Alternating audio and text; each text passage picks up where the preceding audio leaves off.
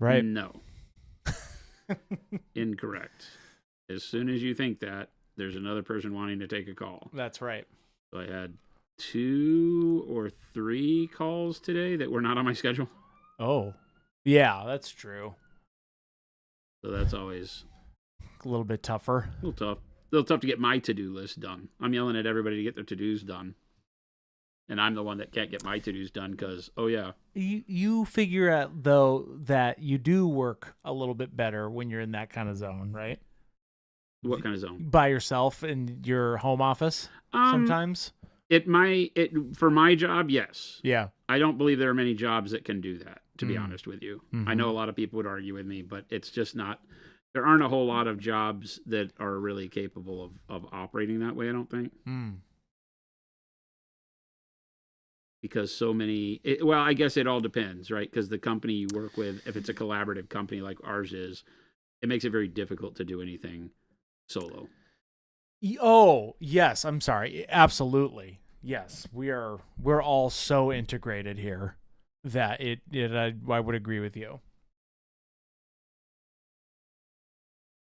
But where I'm at, I just need to not hear all the conversations. I know. I wind up jumping in and wanting to do people's jobs. I'm like, okay, wait a minute. No, Am I hearing this right? Yeah. Did you just say what I think you said? Wait a second. I'm right there with you. What's going on, everybody? It is a hobbying kind of afternoon. That's what this feels like. 100%. Aren't they all? I missed your anniversary, Tim? No, I didn't. Actually, hey. Tim. Who takes this Thank you stuff so much. seriously, man? I didn't miss your anniversary. I was reconnecting YouTube right there. My little restream bot got disconnected, so I had to do that real quick. The restream thing has been really flaky. It has, which is prompted me. And we pay a lot for that, so. We do, which actually, something's up. So I gotta get the act together. I gotta dive into that, I think. That one, Bobby, 25 stream streak. Okay. Somewhat Civil says it's currently all 7 degrees here. Man, well, isn't there like some big storm happening right now? Am I hearing that right? I feel like there's some big winter thing. storm happening for the country. There's always something. Feels like it's winter. That's true. That's how that goes. Our winter over here is so peaceful and so beautifully nice. And then it rains a little. And then while everybody's having a beautiful summer, all over here we are literally on fire. Baking. Come on, what's going on?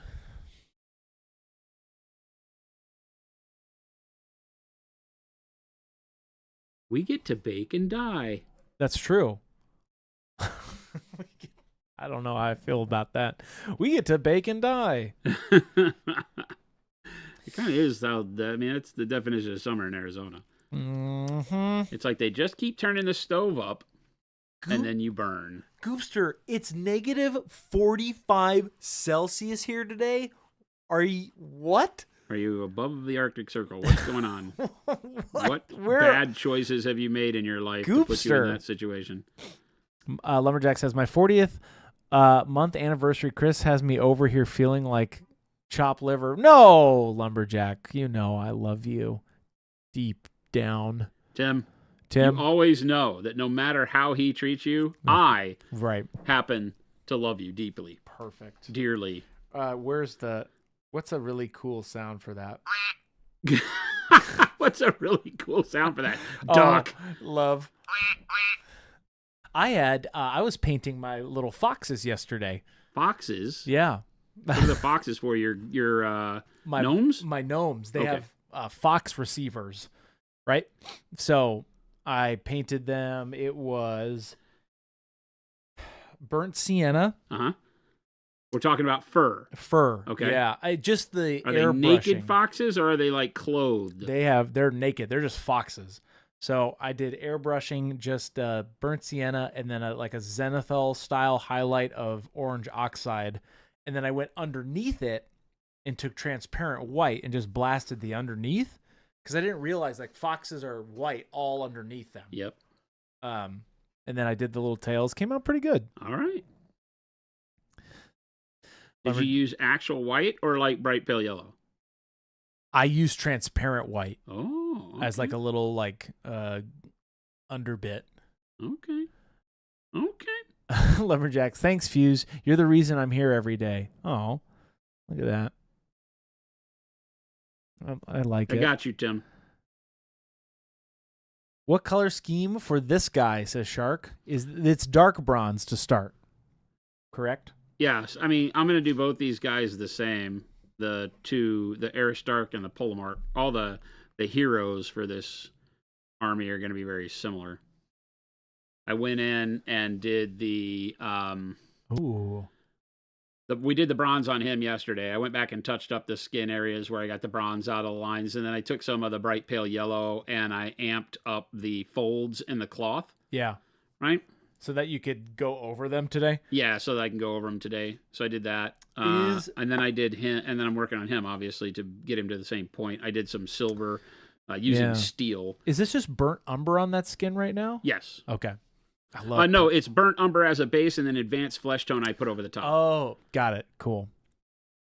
Sarcastic Grandpa says, I decided to take the shell off my racing snail, thinking it would make him faster. If anything, it made him more sluggish. Oh.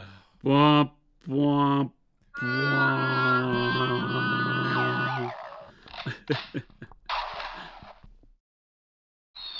Wait a minute. Are you telling me that snails are just slugs who actually have houses? That's a good point. So are slugs just homeless snails? Is that... I guess when you say it like that, that's extremely accurate. Extremely accurate.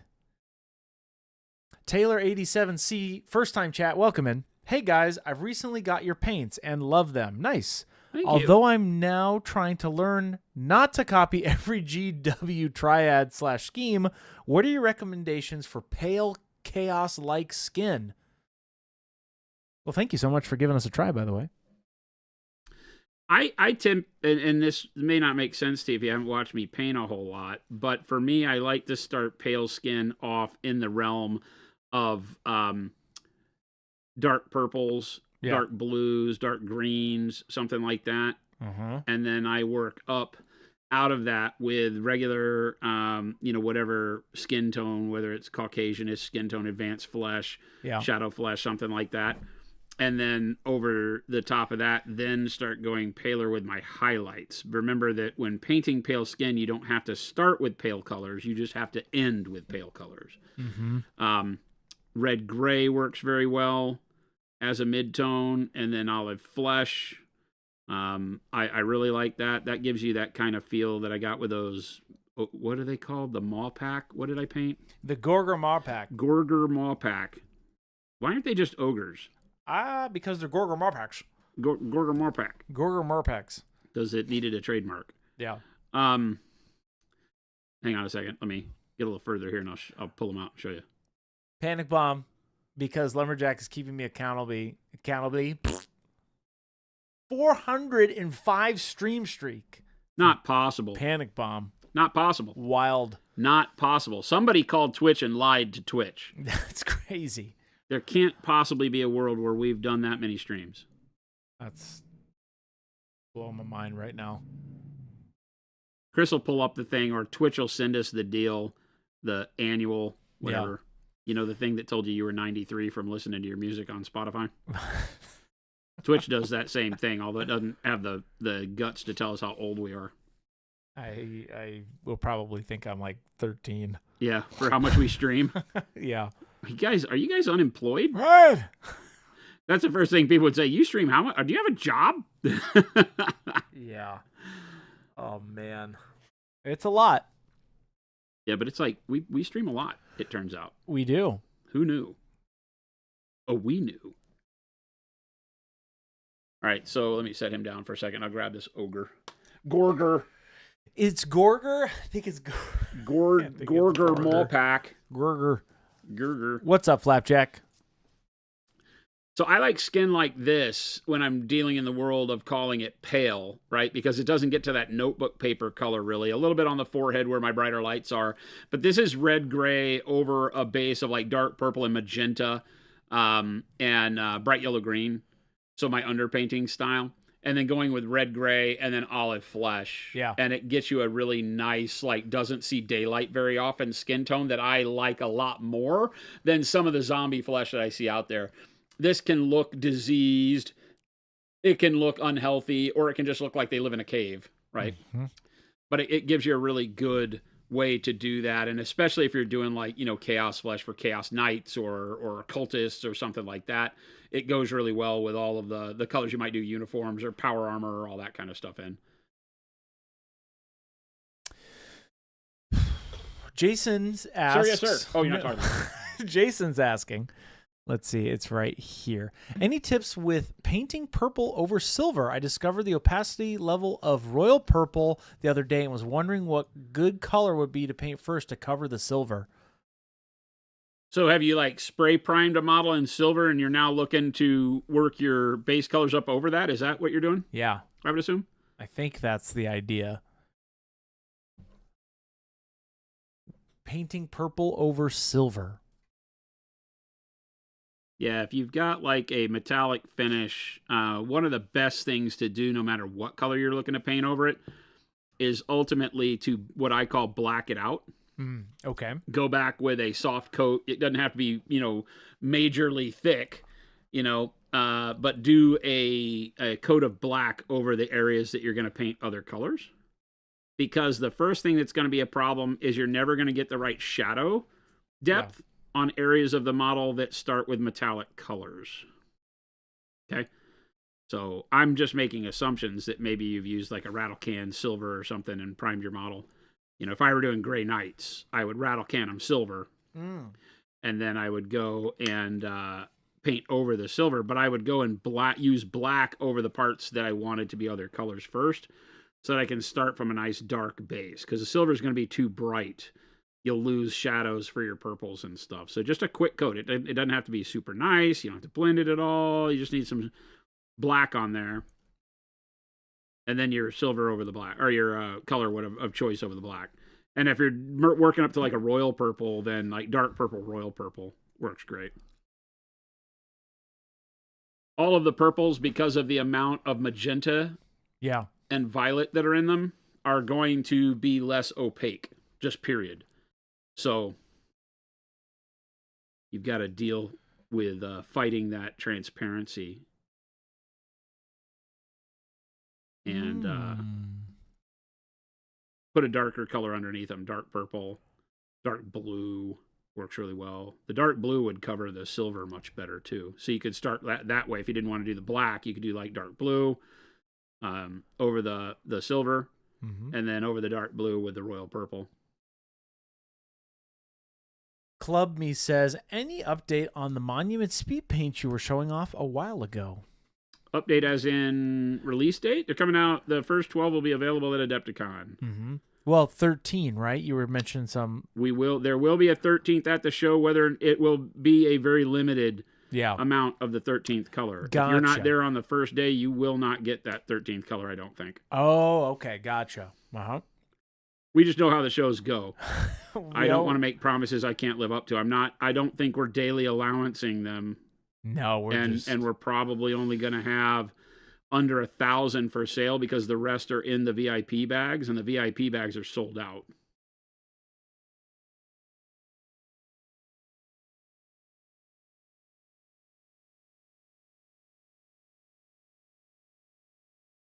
Lau says, hey, I just put in an order to complete my Pro Acryl paint collection. Awesome. If you could throw in a bottle or two of the secret sauce, that'd be great. Thanks. I don't think so.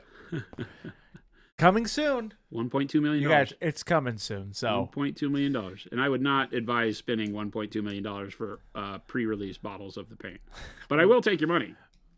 And then you'll never see me again. We are definitely, you'll definitely be able to get some. This is the start of something huge, so don't worry. Yeah, it ain't going nowhere. You'll be able to get it. It ain't going nowhere. I had a really good conversation with production today, and we're excited. Chris has got some logo stuff together, so I think we're good with labeling, right, Chris? Pretty soon? Like, they're very, very close. We'll probably be ordering labels next week. We sent you some more stuff today. Oh, okay. I didn't see that. Yeah, I was in here. That's okay. We're very close. It's very cool. It's all good vibes. So yeah, super excited. Yep. But yeah, they'll be available for the first time at Adepticon. If you do not have a chance to go to Adepticon, we will have hopefully a little bit at the same time in the EU, on the EU website, since they don't have an opportunity over there to go to Adepticon as much. Yeah. And if not, I can't guarantee that, but if not, then in the month of late April or early May is when the worldwide release will occur. Yeah. Singles, sets, the whole shebang. So you won't have to wait, and if you just want to pick up one or two, you'll be able to do that, whatever. Yeah, which like the reference is to the secret sauce, special sauce, whatever sauce. It's just what we're calling it until the public name releases. That's our internal working name. It's our call to speed paints and contrast. That's actually paints. the name chat gave it. So that's right. Yeah, we didn't do that one. What exactly will be in the VIP bags at Adepticon? I don't know. What from us, it'll just be the burnt orange special sauce. Oh, because I see. You're talking about the Adepticon VIP bags. Yeah. Okay, got you. For a second, I'm like, wait a second, we're doing VIP bags? No, it's the Adepticon. Right, VIP it's bags. the actual official one. Yeah, Adepticon asked us, because they're super excited about the paint release too. They asked us if we could do a custom color to put in the VIP bags, and we graciously agreed. So we made burnt orange, and it is a spectacular color, and it may hit in like one of the later groups of colors anyway, so don't feel like if you don't get it at Adepticon, you'll never have it. It just may be later on before I release it. That one Bobby saying says, now that Jen is retired, will she be attending more conventions? Yeah, hopefully. She wants to go to Adepticon, so we're going to take her to Adepticon. Nice. Take her like she's in a pouch or a box. That's cool. Yeah, she's hopefully going to see us at Adepticon. And yeah, we went. I mean, she went to SMC over in Europe with us, or with me. Unfortunately, she was sick for a lot of it, but yes, Jen will be at more shows, making more appearances. I just love dark bronze. Dark bronze is pretty cool. It's too good. I'm just going to go there and say it's too good. It's very vibrant. It's very good, cool. Christopher. It's a cool bronze. Mondays says, I have an interesting situation. Okay. Don't we all? I ordered some paint, and this winter storm will be hitting when the paint says it'll be delivered. Says high tomorrow of 9 degrees. Okay. Will the paint be okay if it freezes then thaws? If it freezes solid, no. There is no world where if it crystallizes that water-based anything, it will survive. But you should be fine. I don't think it will. I would make sure that you do not leave it like outside. If it's going to be delivered to your house and like left on the porch while you're at work and could sit there for 8 hours, you might have some struggles. Not going to lie. We freeze-thaw test everything, and our paints hold up to freeze-thaw better than anything out there. But it will not survive crystallization. We freeze-thaw test it to minus 14°C. So where is 9? 9 degrees.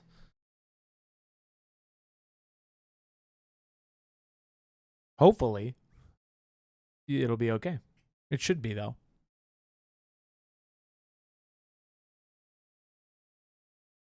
Mondays, I'll be watching the window closely. Okay, good. Yeah, just don't leave it out on the porch. Don't leave yourself out on the porch if it's 9 degrees. Yeah. Don't leave anything out on the porch at that point. Yeah, that's the only thing. Ark says dark bronze versus magnesium ? Two totally different things, right? You could use magnesium in place of dark bronze right here. Magnesium is a great kind of center line between a yellow metal and a white metal. So I base for silver a lot with it. Base for gold a lot with it. Dark bronze, when you know you're sticking in yellow metal, is fantastic. So You could also use dark bronze as a base for silver if you really wanted your silver to look very weathered. It's still going to be a bit funny, you know, gold as an underpin or goldish colors as an underpinning for silver can look a little weird, but they make really neat colors. It's just not as realistic as you may want. But when painting fantasy figures, who cares? Most of what we paint in our escapism hobby here doesn't have to be real. Okay, so negative 14C is 6.8 Fahrenheit. Okay. Yeah, so you're pretty good. Somewhat Civil says, I had 9 paints arrive here today. It was 7F here. They're all in great shape. Left on the porch maybe 3 hours. Yeah, Somewhat you should Civil, be fine. Like I said, you you should be fine. It takes a lot before they crystallize because they have chemical components in them that offset that a little bit. Yeah. But if they sit like overnight or buried in snow, then they're going to have a hard time no matter what. And that's all water-based products, not nothing paint. specific to Proacryl. That's just water crystallizes as it freezes, expands, has problems. Crystallization is a chemical process. Mm-hmm. So it takes away the ability for the paint to coalesce the same way after it happens. That's the big part with freezing. Other paints, when it gets down to certain temperatures, don't reconstitute anyway. They get all thick and problematic. Ours don't. We triple freeze-thaw test our formulas before we approve them. And like I said, we go to minus 14C. 3 times. And check flow and usability, adhesion, all of that stuff after each freeze. So we don't want our paints showing up not working.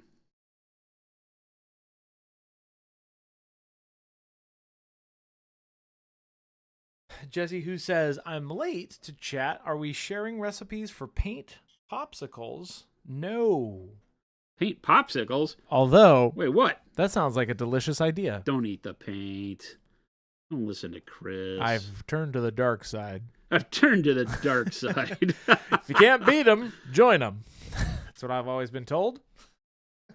Well, you're not wrong. So, Ogre says, to say it out loud here, as well as Discord, thanks on the airbrush tips yesterday. A lot of issues came down to poor trigger control with from what both you said. Nice. Cool. Awesome. I got inspired to go do some airbrushing last night myself.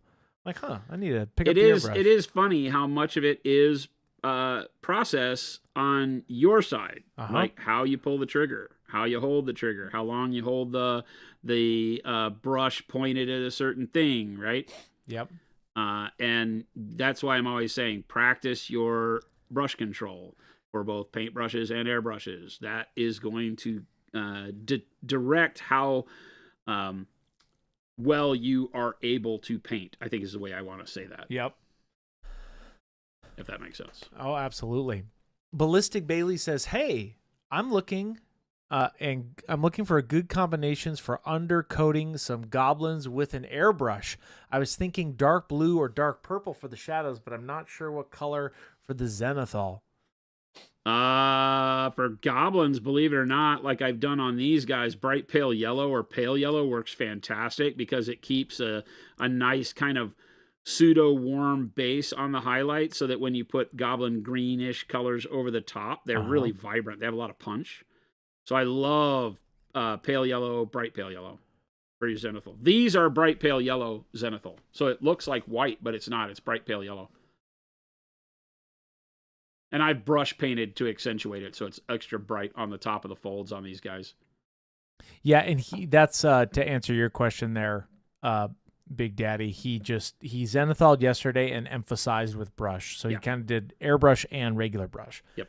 Rocco says, if I base in dark bronze, would you recommend a wash to shade then highlight, or would you just go straight to highlighting in regular bronze?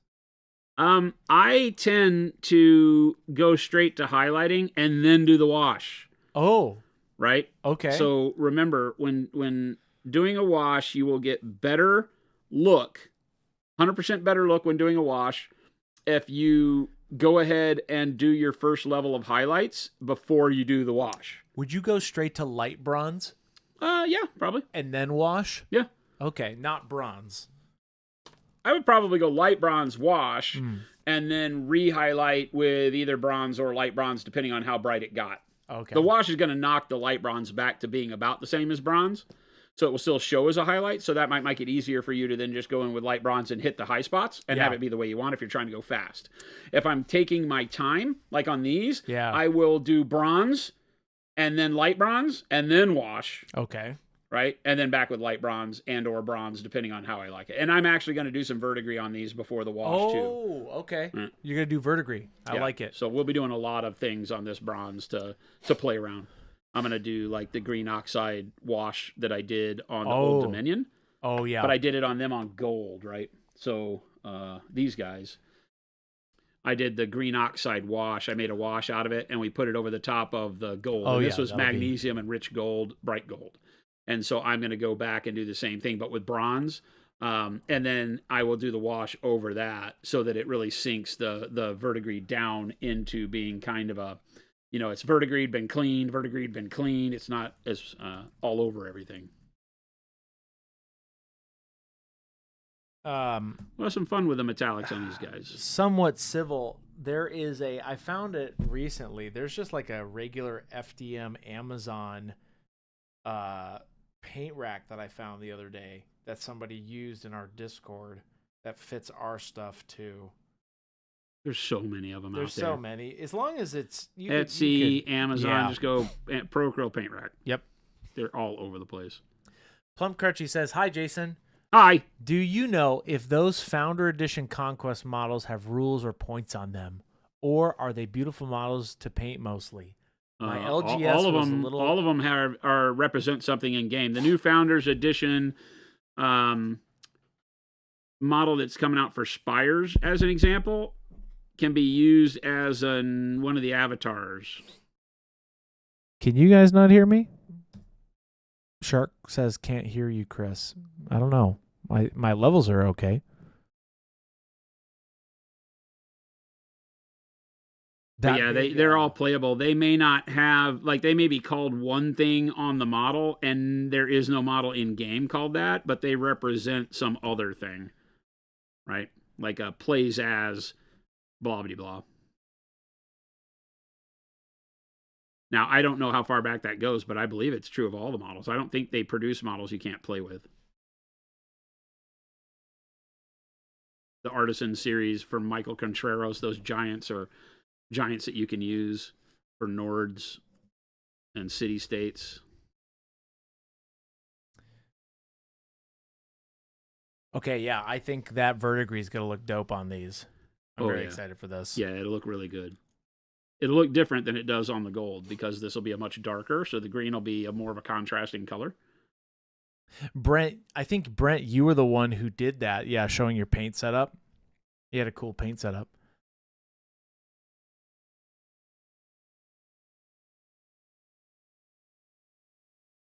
Oh, let's see.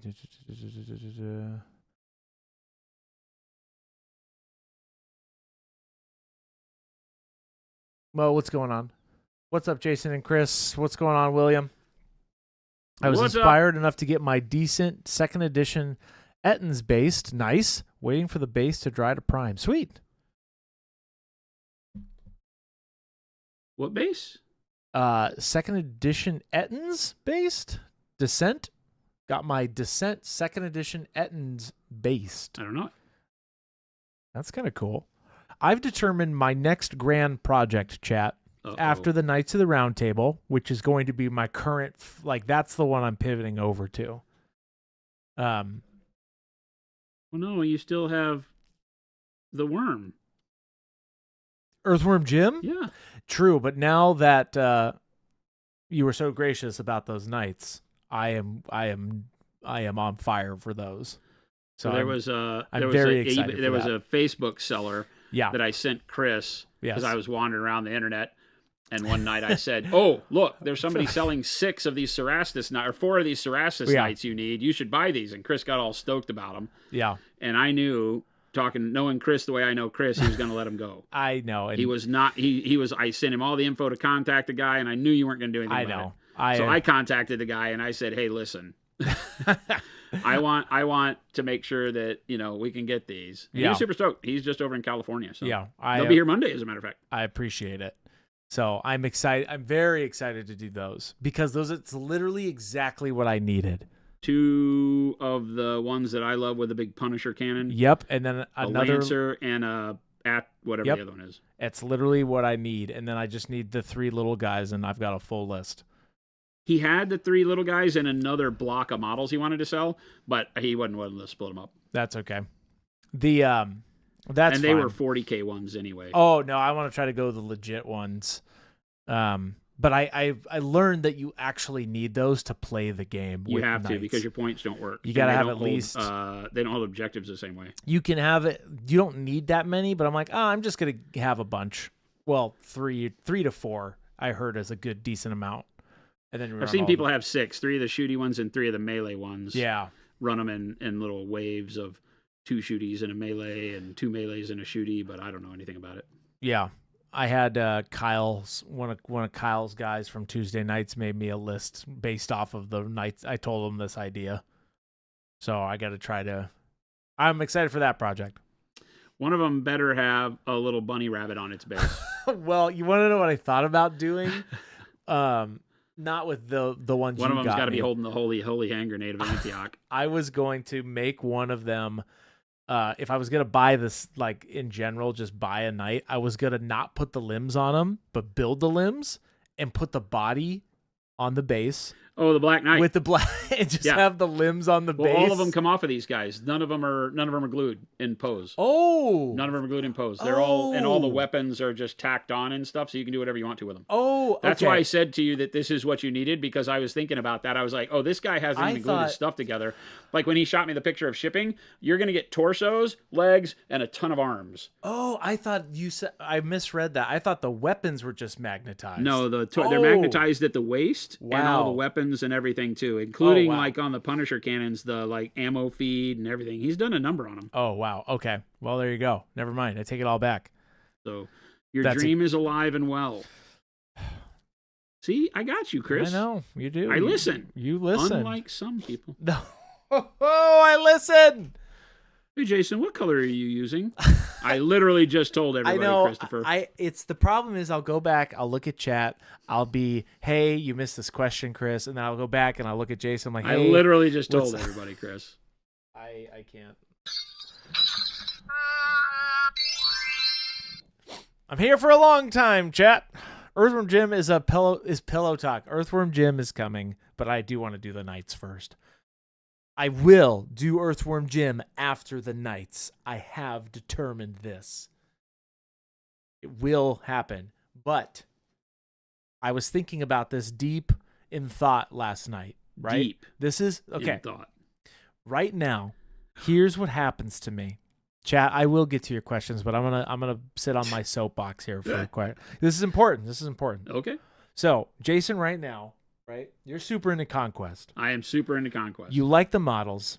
Yes, you think the game could potentially be fun, but you just like how these things I'm just painting all these damn models because they're rad. So I decided I got like, no shame in that game. Right now, my current purchasing habits for models is based off of an idea. For example, the Knights happen to fit both things of playing a game, Steel, and also I want to do that project creatively. So what I'm going to start doing is not thinking about the game anymore, because I do weight it a little bit with the game, right? I will make a model purchase with 40% of the game in mind of like, oh, I am going to paint this for this game and play this at least once. Kill Team is a great example of that. Yep. I love painting those, and I play with them once, and I don't even care. It's beautiful. But I've decided to not do that anymore. I am switching my mentality. So I started going down a rabbit hole of whatever game, whatever 3D print, whatever, what things have tree models, and I'm just going to paint those things. Oh my God. Because I like the trees. You're serious. He said this to me before. Conquest. He's like, I'm just going to paint every tree model out there and have this big gang of trees. Look at Conquest, those brutes. Those are cool trees. They're rad. I would enjoy painting those. The Sylvaneth Wildwoods, I love painting those. Those are, you do not need that many Wildwoods at all, right? The Ents from Lord of the Rings, I just want those, so I'm going to rebuy them. There's even like Printable Sceneries has like these tree trolls I just found last night. I'm like, I'm going to print them. We're going to make those. So I'm just looking up tree models, and whatever trees come my way, there you go. I love it. You do you, Chris. That's my TED Talk. That's the thing about the hobby, right? We talk about it all the time, but when you put it into action, it can actually, it's really cool, right? Yeah. When you can be like, you know what? I just like the way this looks. I don't care what game it's from. I don't care if I ever play the game. You know, I have every army except Wadroon now. Yeah. As of yesterday, we have every army except one in this game. Will I ever play this game? I think we will. Okay. I think you could get Philip and Gabe to also give this game a try. I bet we could, because we have enough models, so nobody has to sink any cash into it. I think I don't push really hard on people, because I don't want people to have to like run out and buy an army, you know. And we've all had that same stigma of, somebody told me to play this game, and then they don't play it anymore, and I have this army I'm never going to use, which is why I tend to buy a lot of armies, but then I never paint them. Yeah. But now we have this, whole shebang, and I think we'll have people that will jump up, rise to the occasion, as it were. Yeah. Right. Do I have all this as well? Chris, why love of trees? I like what about them speaks to you when you look at them? I just like them. The Ents are like some of my favorite characters in general from fantasy anything. So that's probably why. Sentient trees are rad. Hjorns? There's just not a way around it for me. The idea of it is rad. Yeah. Any of the fantasy novels that I've ever read that had, good characters, not just in passing. Yeah. Have been rad. They're not always good, in the Hobbit, in the Lord of the Rings, when they get attacked by Old Man Willow. Yeah, they're Hjorns. The Old Man Willow is like my favorite mythical character. I just like that scene. It just spoke to me. So yeah, Hjorns are my favorite characters. Like, I've always tried to kit bash those. I can never get them to come out the way I want, but I wish there's some good models out there though that are some Hjorn STLs I've found. Those are just the sentient, like, those are the, essentially what the Ents shepherd. Because all the trees, those are the trees that are angry enough to wake up, but they're not sentient enough to be Ents, essentially, right? They're not beings. Yeah, I don't know the story behind them. So they're very cool. They're in Fangorn, like when all of the orcs are running away from Helm's Deep and all that kind of stuff. Those are the ones that go after them. They do move sometimes, too. Oh, really? Yeah. Uh-huh. They're just the angry trees, and they're angry enough to get up and do stuff. Not to, like, the extent of Ents, but like Old Man Willow, he's the most famous Hjorn, right? He can't move, but he'll get you. Oh, he'll grab you all right.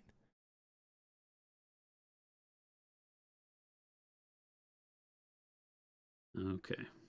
Anyway, that's my that's TED Talk. That's my TED Talk. That's my hobby talk. We're back. No more no more tree business. Just gotta do it.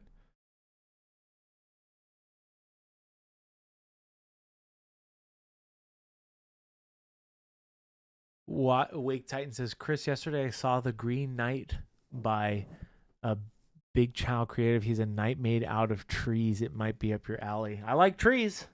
I like trees. Doesn't matter. If you've ever got a gift exchange and Chris is the one you get. Yeah. Secret Santa style. Yeah. Trees. Flowers, trees. Encyclopedia of trees. All right. So I got bronze and silver now done on these guys, and I'm ready to do the cloth. Okay. On the cloth, we're going to take Secret Sauce medium. Okay. Yeah. And we are going to, look, I put it in bottles. Okay. And we're going to mix it with Dark Sea Bend. Okay. We're going to do a Dark Sea Bend one. Nice. Can you tell what ratio is this? Is this like you really only need like 1:1, 2:1. This stuff is magical. You don't have to use as much as you do with glaze wash medium. So I was just talking about that today. Yeah. And it was really revelatory for me because I'm of the mindset that I use a lot of medium. Yeah. And I tend to over dilute this with the same kind of mix that I would do for other colors. Yeah. So I'm just going to do it, call it 2:1. Right? 2:1. So if I go 1, 2, 3, 4, 5, we'll do 6. 6. Right? Wipe the excess. Then I'll do 12 of the medium.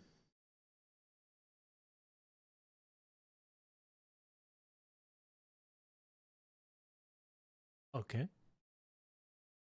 12.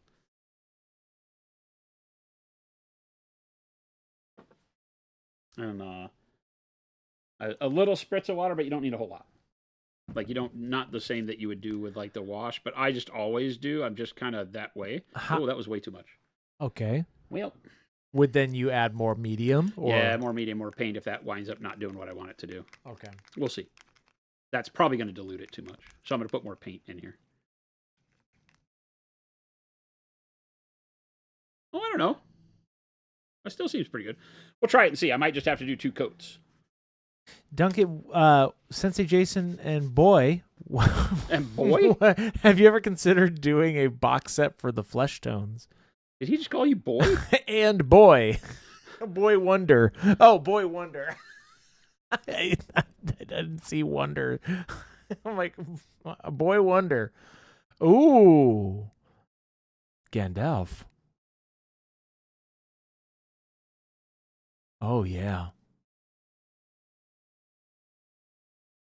What am I seeing here? Magic.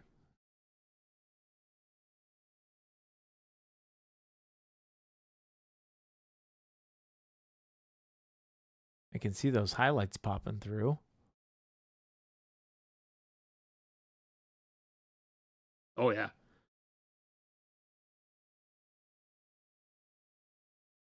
Yeah, the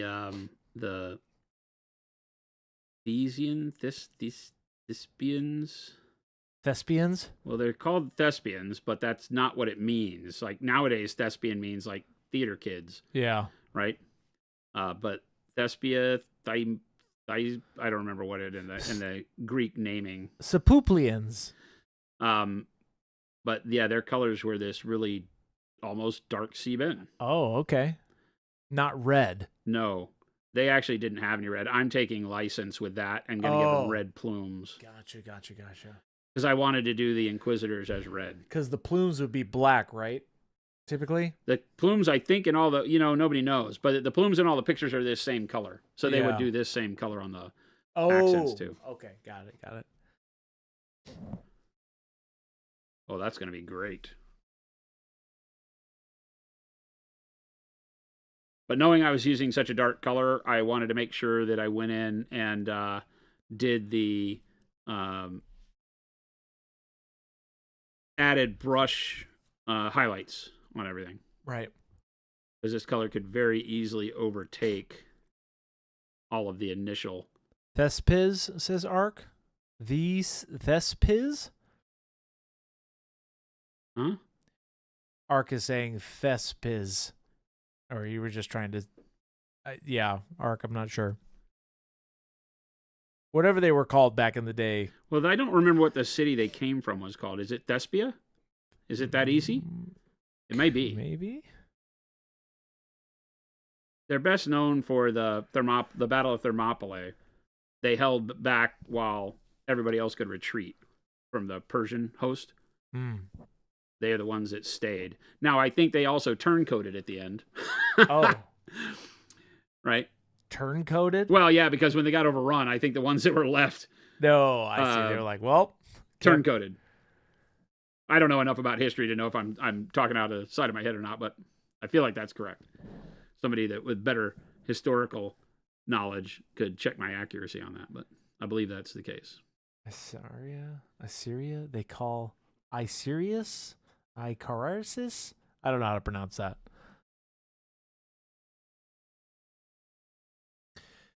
Swaney says, hey guys, Hey just guys. was messing around with a Space Wolf concept. I'm shooting for more gray than blue with them so blended from natural gray, warm gray to bright neutral gray, and it's a little too bright. What wash would you do to bring it down a bit? Oh, yeah, that's going to be really bright. Payne's Gray wash, man. Payne's Gray probably because you'll get a hint of blue, but it also has enough of that blackish neutral that it'll desaturate your grays while it darkens them down. Yeah. So I think Payne's Gray would be my choice too. I did my gnomes' beards, right? Instead of making them white, I decided to go warm gray. So I made my gnome beards warm gray, and then I took Payne's Gray wash and put that on them, and then I dry brushed with olive flesh, and it came out great. The Payne's Gray wash is amazing. And then really I did the rest of everything instead of doing like a black wash. I did everything in Payne's Gray wash. Payne's Gray is the wash you can use if you're afraid black wash will be too boring. Mm-hmm. It will do virtually the same thing. It won't be quite as dark as a black wash. So if you need like a really heavy amount of shading, go black and then Payne's Gray. Yeah. But anytime you need a deepened shadow color, but you think black is either going to be too boring or you need that hit of blue and you just know that that'll work, then Payne's Gray is your answer. Yep. Oh, yeah, this was like too easy.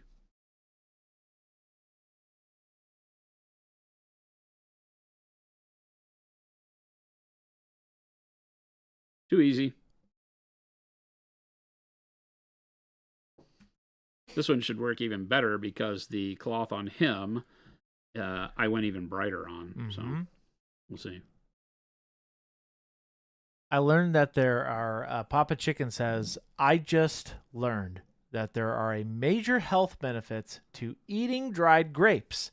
Since then, I've decided to start raising awareness. Oh no. Well, wow. That just happened. That was a great joke. That just happened, chat. Thanks for being present. William, I responded to you via Twitch, so I don't know if the Restream bot saw that. No, I have not seen the movie Willow with Val Kilmer. I forgot to go over to the YouTube chat and respond to you directly to that. So that's how I think where we cross wires there. B-Town Flyer says, when did you get slap chop paints? ? Huh? Slap chop paints? We haven't. I mean, that's what I'm doing right now. We don't do. Slap chop's an interesting term. I mean, if you're asking for when we're going to make paints that work in a slap chop environment, you're seeing them right now. I am using the medium that we are coming out with one of our normal paints, and it will turn all of your paints into that immediately. Right? So the answer is they're coming out at Adepticon. If you're going to ask, when do I use the slap chop technique? I technically don't. When you're talking about putting heavy highlighting on with a dry brush, I typically use an airbrush to do that because it gives me less texture. But the results are very similar. So, slap chop, I barely know her. Oh, stop. Thank you, Commando Ken. That's not how that goes. Just stop. Stop. Just stop. That was bad. I thought Jason was going to say that earlier when he was like, what were you saying? Saying something wacky. I was saying something wacky? I don't know, man. I never say anything wacky. What are you talking about? Big Daddy says, I hate the term slap chop. I get that it's easy and sounds catchier than volume sketching and glazing. It's underpainting. Yes. Underpainting and overpainting. That's why I'm not. I'm with you. We go on big tirades, but I'm the old guy that nobody wants to listen to yell at clouds. I'm like, this is young kids who don't know and haven't painted, who think they're discovering something new when it's been around for eons. We've been doing it forever. It's just now they say, look what I found out. Look what I created. To be fair, come on, man. I like saying it though. Slap chop. I like how it sounds to me. Slap chop. Yeah, it's just people who are falling into old techniques through discovery, which I think is great. But then having the ego to say they invented something that's been around forever. Slappy. And needing to give it a name. Every generation does it, so you can't be too mad. But the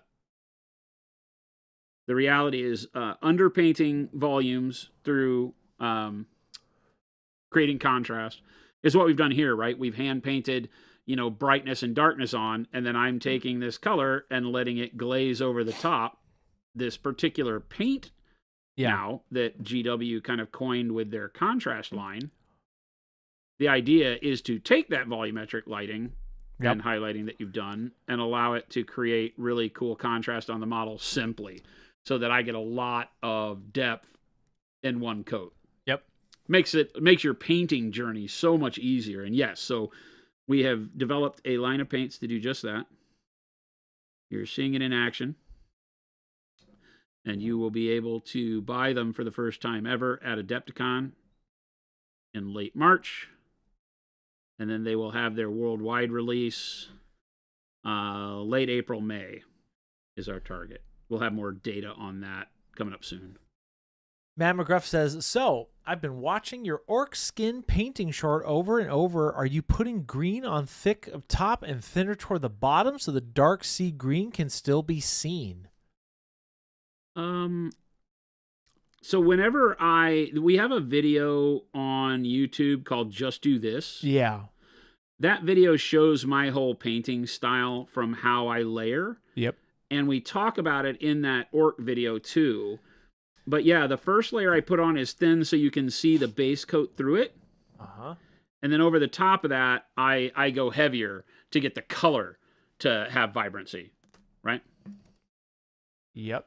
So that's my whole shtick. That's the way I have painted for a number of years, and it really helps any level of painter to kind of better understand how to get mixing done on the model much easier. Because if that first layer you do, boy, that looks great. Yeah, it does. And that's just one of our opaque colors, Dark Sea Ben. But you can see that bright pale yellow coming through there really nice. And you can see how our paints dry really matte. Zoom in real close. Yeah. Because one of the things you'll see if I bring this cloak that's up, notice how there's no pooling of paint. Yep. I put that on super thick. You saw me just jam it on there, and I didn't move it around. I just let it dry. And there's no splotchiness, right? None at all. You get really, really good blending of values on there. It picks up the brightness, levels itself out, looks really, really good. Yep. I dig it. I like it. Yeah, I like it. I like that color combo too. I don't think I need to go a whole lot brighter. This guy, these sculpts really help though because they have a lot of really good. It's not overly wrinkled, but it has a lot of really good placement of shape. Yeah. So that the paint can really do its job, have fun over these surfaces. Carl Duty has a question. Should I wait to paint? I just love that name. I know. Carl Duty, you have the best name. Carl Duty. Should I wait to paint? Should I wait? Okay, I think you meant dry. Should I wait for the paint to dry before applying? If your paint dries, you have an issue. I was just about to say. I'm just going to throw that out there. If your paint is driving. Now, if you can wake up and you can say, hey, paint, I need to go to Taco Bell, grab the keys, and you get chauffeured by your Paroquerol paint to Taco Bell, I need to charge more for our paint. So I need to know what's really going on here before Chris just assumes that you meant dry. I know. I need to know if I need to charge more for Paroquerol. Do you need to wait before applying a transparent coat or continue painting as normal? Should you wait for paint to dry before applying a transparent coat? Like the transparent paint, maybe? Are you okay? So let me ask a question. Are you talking about the base layer that you're going to put the transparent layer over? Yeah. You want each coat when layering to be dry to the touch before layering another coat up over it. Now, the wetter your paint is, the more prone it is to tear the layer underneath it if it's not fully cured. And I say fully cured. Technically, paint won't fully cure for 12 hours, but So you got to be careful in that regard. You'll see a lot of times I'll be doing demos. Somebody will come in and say, "Hey, how do I do bone?" And I'll grab a model and I'll start painting. And because I'm talking and going so quick, you'll see me wet blend because I'm not giving the paint time to dry. So you just want to do your standard layering where you give each layer enough time to set up before you do the next coat over it. Yes, or you will get wet blending, and possibly tear the paint. Hey, thank you guys so much for those bits, by the way. Dollar Bill Girls and Dr. Killinger. We appreciate that. William was asking, are you familiar with the Woodland Scenics Realistic Water? Yeah. Yeah. Is that the like one part or the two part? I think Woodland Scenics is a one part. Yeah, because it's self-leveling. It self-levels. Yeah, I've used that before. I haven't used it as much as I've used the two-part epoxies, the clear epoxy resins that you can put in there. Nowadays, for water, one of the best things to do is they make clear UV resin. You could just spooge it in there and then use your UV lamp and cure it. Oh, that's what I do. And it doesn't have the bubbles in it. Really? No. Oh. I mean, you might have to build it up layer to layer. You probably can't do 4 inches of water effect with it because you'll never cure the whole thing. Yeah. But you can pour it nice and smooth, and it only takes one part. You don't have to mix it together in a lot of cases. So that stuff I know is really cool. Elle says, "Hey, what's going on, Elle Fire Spray? Where'd you get that handle, Jason?" She was asking. That's cool. I forget the guy's name. He was from Canada, and he did these years ago and sent a bunch to us, hoping we would work with him to make a custom one. And then we were just never able to get pricing right on custom turned wood. It's very expensive for the labor time in it. But yeah, I've had it for years. Yeah, I have a couple of them. He made me a couple of custom ones too, and I just don't know where all my handles are. But I have the magnetic tops laying all over the place, and I found the handle not too long back, so I use it. It's kind of nice. It's not my favorite. I don't like cylinders like this. I like the more conical shape of the cork. Yeah. The you cork have tops. some I noticed you have some like plastic thick looking ones in there. Oh. Plastic? I don't know what it's called, the Not material. mine. It's like rubber. Not mine. Rubber? Clear rubber almost.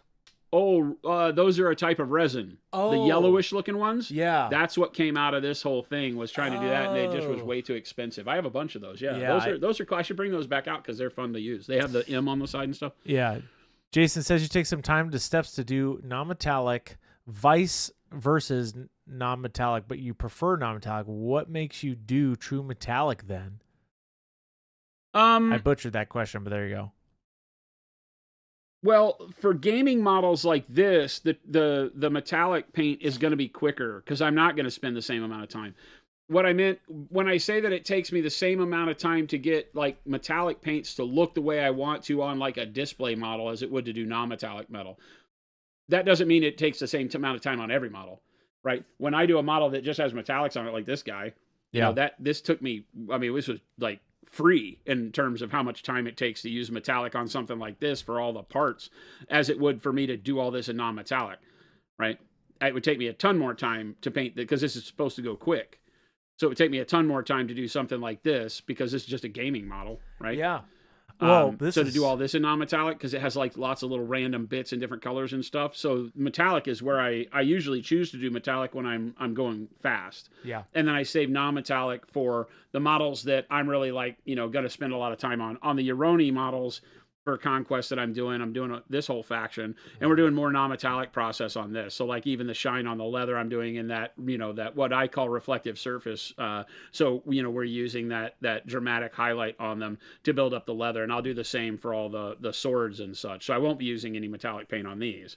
That's just because that whole army is made up of nothing but big models. It doesn't have any troops. Like it doesn't have 50 million dudes this size. Right. Armies that have 50 million dudes this size that are not insane Blood Angel armies then get metallics generally. Like my Iron Warriors army for 30k is metallic for the whole freaking army. Yeah, like every guy is just silver. Yep. Yeah, and you can pull off really fast ways to still make it look good. It's not one where if you ask me, hey, is this the best looking army you've ever painted, I go, no, this was an army that was supposed to get done quick. Yep. But it's an army that I'm satisfied with my outcome based on what my expectation was. So that goes back to the conversation that's bigger, that is before you start any model, army, squad, whatever, formulate in your head what your expectation is and stick to your expectation. Paint to your expectation. Don't paint to some, wildly crazy idea on Instagram of what, 10-minute, Chaos Force should look like, right? So if I tell myself, hey, I'm okay with these guys looking like this, then I paint to this and I let it be okay to look like this. So that takes a lot of training, unfortunately, in your own head to get to the point where you're okay with that. Because if you know you can paint at a more exceptional level, you have to make sure that you also are capable of saying, don't paint to that level, because you'll never get anything done. Right, that's my big thing. Is if I want to paint an army, I'm never going to get an army done if I do them all like the Blood Angels. Dude, it's just not going to happen because I get burnt out. I'm like, I'm so tired of painting little bitty studs on Space Marine shoulder pads, non-metallic gold. I could barf, Well, and so you got to take a break, and that's why the metallics. So yeah, I'll use metallics all the time. Well, I say all the time. When I'm doing army painting, I'll use metallics. You probably won't. You'll rarely, if ever, see me use metallics on a display model because it's not a good look. Yeah. Right? Yeah. And it's your preference. Like you said, you just love doing non-metallic metal too. Yeah. Williams... Well, our metallics are so good that you have a hard time you have a hard time when they're close by not using them. I love our metallics. I was thinking of mixing fluorescent yellow and glazing with orange and yellows. Any thoughts? You were thinking of mixing with fluorescent yellow and glazing with oranges and yellow. Thinking of mixing with fluorescent yellow and glazing with oranges and yellows. I don't understand. You were thinking of mixing with, what are you mixing with fluorescent yellow? Yeah. Did we miss a previous question? I'm trying to look. I was actually lava stream. So William's got a thing up above, and it's a continual thought. So can you go back up and find the first one? I was actually thinking the lava stream. I was just looking at that. Or Chris, if that matters. Jason, are you familiar with the wood? No, I answered that one. Mixing the resin with fluorescent yellow and then glazing with them. Okay. Yes. Let me think this. If that's what I'm understanding, you want to mix the water effect with fluorescent yellow. You can mix it with paint and get a color. That'd be great. If you're trying to do a lava stream, I think you're better. Yeah. Let me think about this. I would think you'd be better mixing it with the darker color. But let's think, because it's going to lighten out due to the fact of the way light passes through the resin. So you might want to use the orange. Yeah. And then paint the yellow. I'm trying to figure out if you mix it with the yellow, you get yellow water. And then on the lava stream, you're painting the orange and the red towards the edges where it's cooling. That could be okay. Yeah. The problem with lava is a solid, not a liquid, right? And because it's molten rock. And so technically it's still a solid, I believe. And it's not going to have any translucence to it. Now, I've never sat in lava to question if I can see my hand under the surface. But I think that's the part my brain is struggling with. Mm-hmm. I think you'd be better served to use the resin or the Woodland Scenics water effect for its texture and paint it opaque. Does that make sense? Yep. Are you able to see through it on your stand? Like, are you doing something where it's like fish tank, like I can see into the lava? Or are you just doing like a little molten trail on the base? Yeah. Because if it's just a molten trail, I would use the water effect clear. Don't mix paint with it. Let it be clear. And you're just using it for the shape or the way that it sits on the model. And then paint it opaque, because lava is opaque, right? My fear is if you mix especially if you mix fluorescent yellow is see-through. So you're going to put it into this clear material and it's just going to look like pea water. It's going to look like see-through yellow water, like yellow, it's going to look like lemonade, except more yellow, right? And you're going to be able to see through it, and lava doesn't act that way. So that's my fear, is that then it doesn't give you a surface to blend your oranges and reds into. You really want it to be more opaque than that. So you could use like warm yellow and mix it with the clear, something that has more opacity, and mix a lot of warm yellow with your clear resin, and then see if that gets you more opaque, and then do it. But again, lava isn't pool water. You don't see through it. It needs to be opaque. So that's my only question there. Yeah, hopefully that makes sense. I think so. $, is it possible to mix the silver with a blue to get a blue metallic? Sure. Yep. 100%. The transparents work best. But you can mix metallics with non-metallic colors to get colored metallics. It's just that never going to be able to add as much color as you may want because you will overtake the shine of the metallic. Use the transparent paints and you'll get a much better output. Paint red underneath just in case. Yeah, like I said, the only problem is that you can't see through lava. Like when you see it, it's solid because it's molten rock, so it doesn't have a translucence to it, I don't believe. So I think you're better off to paint it opaque. But I would try an area and see if you like it, right? You might wind up with something really cool. It's something I haven't tried. Every time I do lava, I paint it opaque, right? Because I'm doing OSL, and its intensity and vibrancy is the key for painting lava, and you're not going to get intensity and vibrancy out of translucent paint. You just won't. In a clear substrate like that. Yeah. You could paint red underneath it, and now you've got clear yellow over red, but it won't be orange. It'll be clear yellow over red, and you'll see it that way. You might get a little orangeness visually, but not enough to make... You'll still get depth of it being like pool water. You'll still know that there's a bottom that is painted red, and the rest of it is translucent yellow. And that won't register as being lava necessarily. It'll be like a weird river. Stan says, tips would you give an idiot to help better understand highlight placement and light direction? For reference, I'm the idiot. I just can't grasp it. Don't talk about Stan that way. For reference, I'm the idiot. No, we talk about it all the time, and I don't have... Oh, I do. Yeah, I do. Okay, so let's take these geisha models, right? Yeah. So these are done with a quick pre-highlight, right? Done, in this case... fairly top down, right? Yeah. Fairly just above lighting. Right. So black primer so that you start with a base of shadow color and then white from the top, right? Yep. So when you do this, you've already now got the setup for where your highlights go. It's the easiest method in the world to tell how things should look the way light hits them, because paint is like a ray of light. When it hits the model, it can't hit what it can't see. Right? So if you spray white from, this direction, which it looks like I did kind of almost straight up and down, right? Everything that faces the light will become the color you're spraying, and everything that doesn't face the light won't get any paint on it because the paint can't hit it. It's just physically obstructed. That's the way light works, right? Shadows are caused because light can't hit the area that's behind the object casting the shadow. Yeah. Right? And so, because shadows are not... It's hard to say this, but shadows aren't real things. Shadows are just the absence of a thing, and that thing is light, right? Now, a lot of people argue with that, but if you think of it that way, then what you're trying to do is just reproduce the areas light can't hit by picking a direction. So no matter if you're airbrushing like this was, or dry brushing is another great way to do it, because you can imagine taking your dry brush, right, and taking a large dry brush with white paint on it over a black model, and your brush stroke will be the ray of light. So you want to make sure your brush stroke only comes from the direction of the sun in this case. So the sun is here. Yeah. And your brush stroke just comes down and hits the model in the direction of the light. It never comes back and hits it this way. You always are touch the model, not touch the model this way, pull the brush away from the model, come back and do it again. And now you're setting the direction of light. Just make sure that this angle is always as close to the same as possible. You might have to redirect it a little bit because you may not be able to get some areas that, would have light, like the belt under here, right?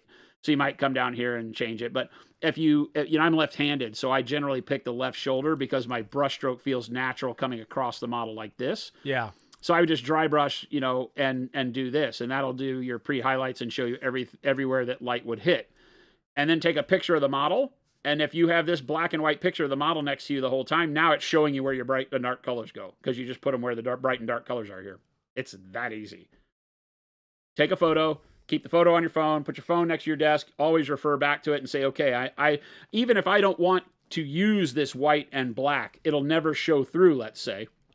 If I go and I paint her kimono bright blue, well, as I put my base of blue, of dark blue over here, all my white and black are gone. Now it's just dark blue, okay?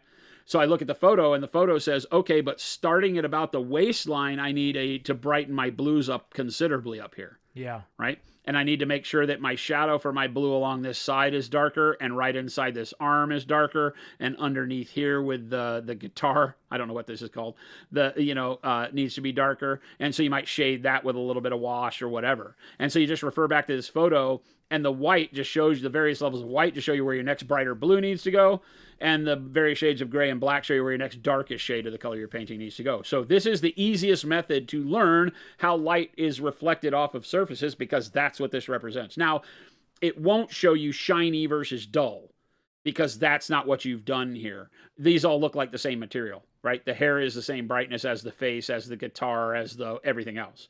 So that wouldn't be the part that you will have to learn, is like if the guitar is done in like a polyurethane coating to seal the wood, it might shine more than the blue on the kimono. And so you might have to go brighter on the guitar than what you see here, right?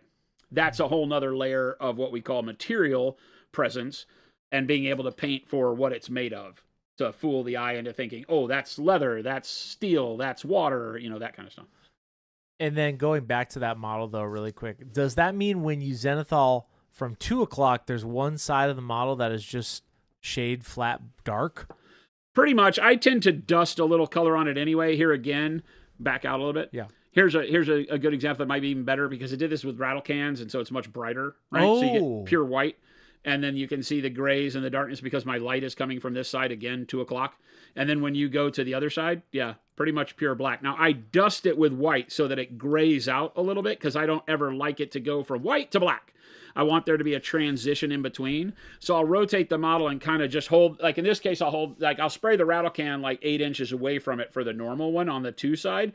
And then when I go to this side, I pull it back like to 1.5 feet, and I just lightly dust it. So you'll get more spots if you're using a rattle can that way. You'll see more dots because that's the way it works. But it'll gray this out. You can see like this is not pure black on the back side here. It's only pure black like up under his arm, which is okay. Everywhere else, it kind of grays out. So you just want to blend, like do a fuzzing pass on this side. So the only area that's black is the deepest recesses. Boom. And everything else is very, very dark gray. And then over here, it's white. And now you have the opportunity, like on these models, I did them this way because I'm using our special sauce, and I want that contrast. I want to put the special sauce on here and have it be ultra bright and then ultra dark, and go through those middle steps. We're using our rattle cans for that white Zenithal, by the way, Wolfen.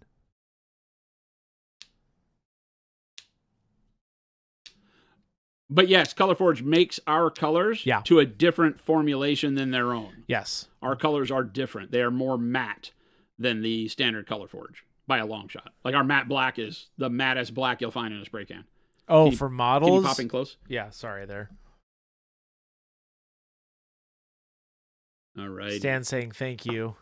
I used the Zenithal, but it wouldn't cover the base coat, so that's what the point. What's the point? I thought of taking a picture of Zenithal, the objects. As I said, idiot. Hey, don't talk about my friend Stan that way. No, the thing is like Zenithal is not always something that we're just using as something for, putting translucent colors over. There's a lot of times where it can teach you how a particular model's details need to be highlighted, and it is the easiest way. Yeah. Zenithal, take a picture, and then refer to that picture, and it will show you the way. At least for your initial highlight steps. Like I said, when you get into material focus and you need to start treating it like, okay, what's metal, what's leather, what's cloth, then that's up to you to kind of learn and direct. But that'll set up your initial highlights very, very well to do the pre-highlight Zenithal spray method. A lot of times your best reference is the model you're painting.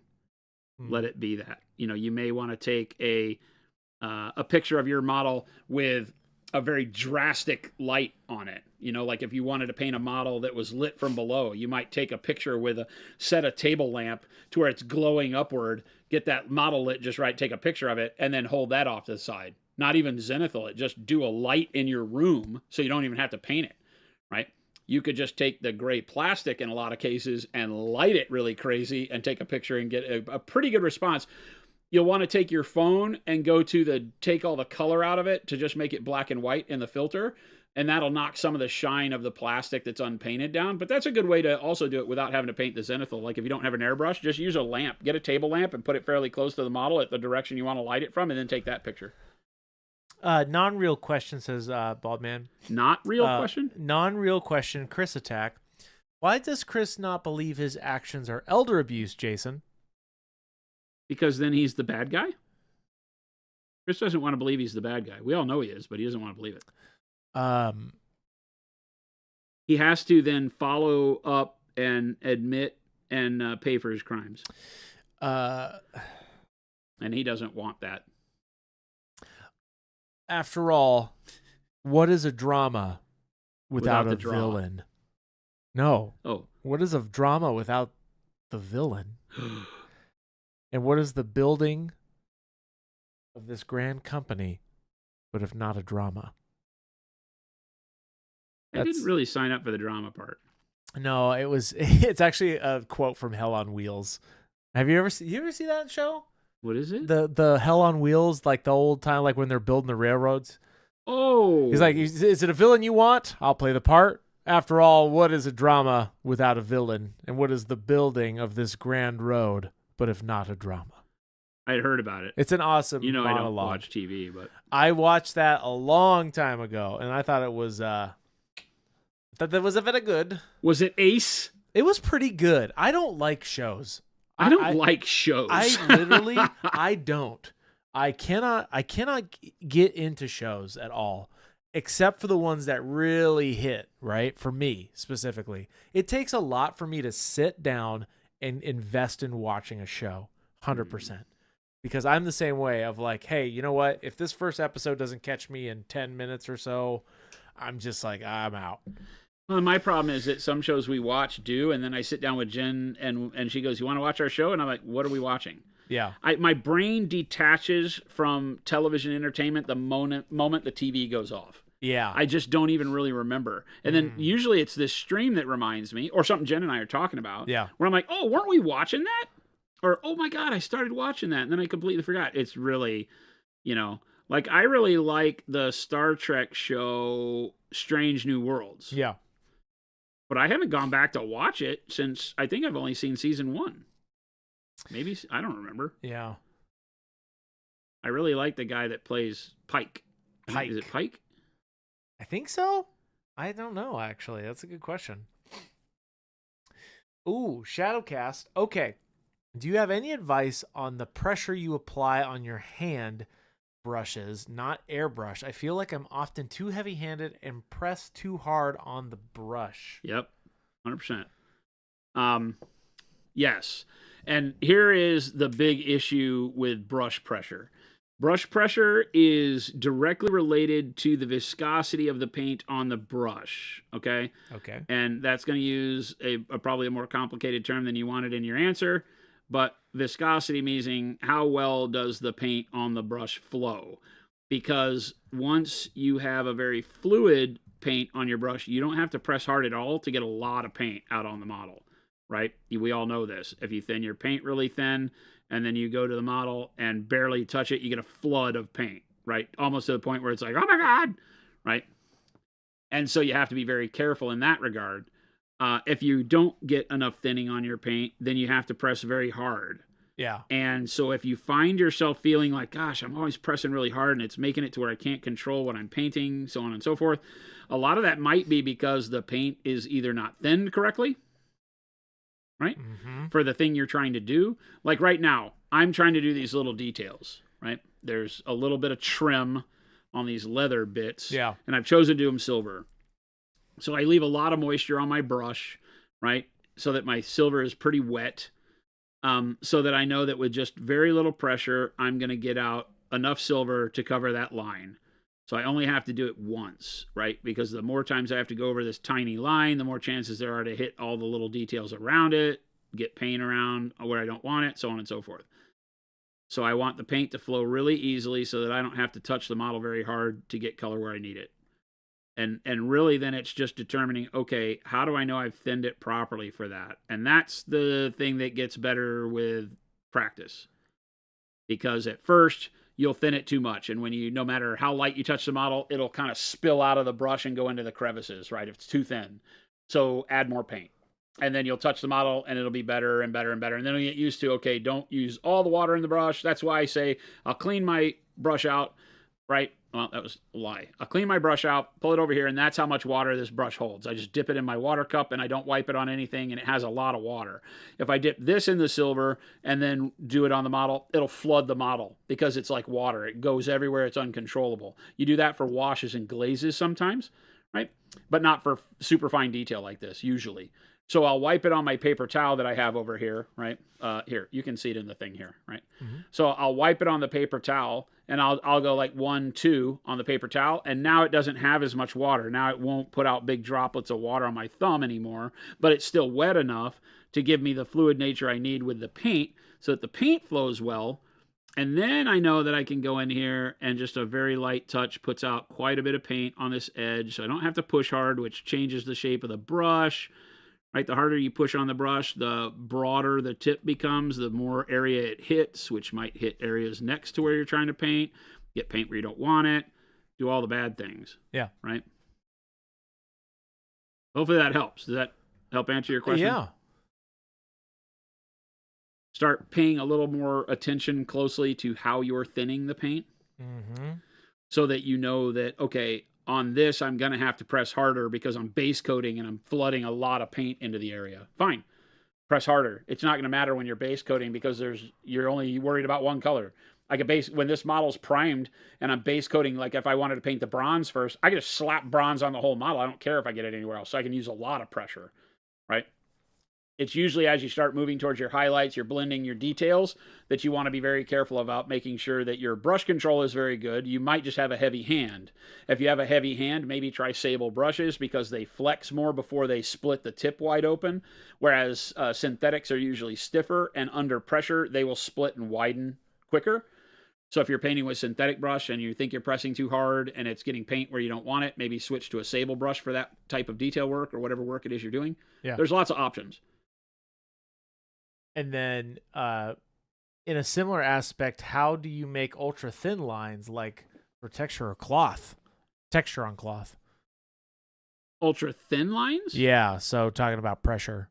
Well, that's the thing, right? Is that if your paint is flowing correctly, then you can do it like, because like I can do this with having the paint flow correctly. I can do really, really, really thin lines, and you're not even seeing the brush bend. Yeah. Right? Like, can you pop in super close? Yeah. Let me do that real quick. Right? Let's see if I can do it like this so you can see how much the brush blends. This is a weird angle for me to paint at, but I'll try. See? How much did that brush bend? Like barely any. Like not any at all, right? Yeah. And I can do really fine detail lines. So you have to get used to the fact of, okay, my hand-eye control allows me to get in here like this and know that I'm doing a consistent line pull, very even consistency. The line's the same thickness the whole length. Yeah. But I'm not having to go and bend the brush. I can, right? If I want to go quicker and I need it thicker, I can bend the brush. If I need a really thick line, I can bend the brush a lot, but I'm going to run out of paint, right? Right. So the more you bend the brush, the further the bristles spread, and the further the bristles spread, the more opportunity to deliver paint there is. But again, that depends on how much paint you have on the brush. I don't have enough paint to do a big thick line here. But in one line, now you can adjust your pressure. You can start thin up here and get a nice thin line, and then start pressing more and more and more and get a neat shape to your highlight. Let's say if you were highlighting fabric, right? The folds of this cape do that, right? The folds of this cape want me to press very lightly up here and then press harder as I go through the curve and then lighten up as I come out. So it gives it this crazy long elliptical thing. It's sharp highlight here and then broad and then sharp, right? You can see the highlight, how it tails off down here. Yeah. That's pressing harder where it's thick and then pressing less as I come out. As I finish the line, I release pressure so it creates a point.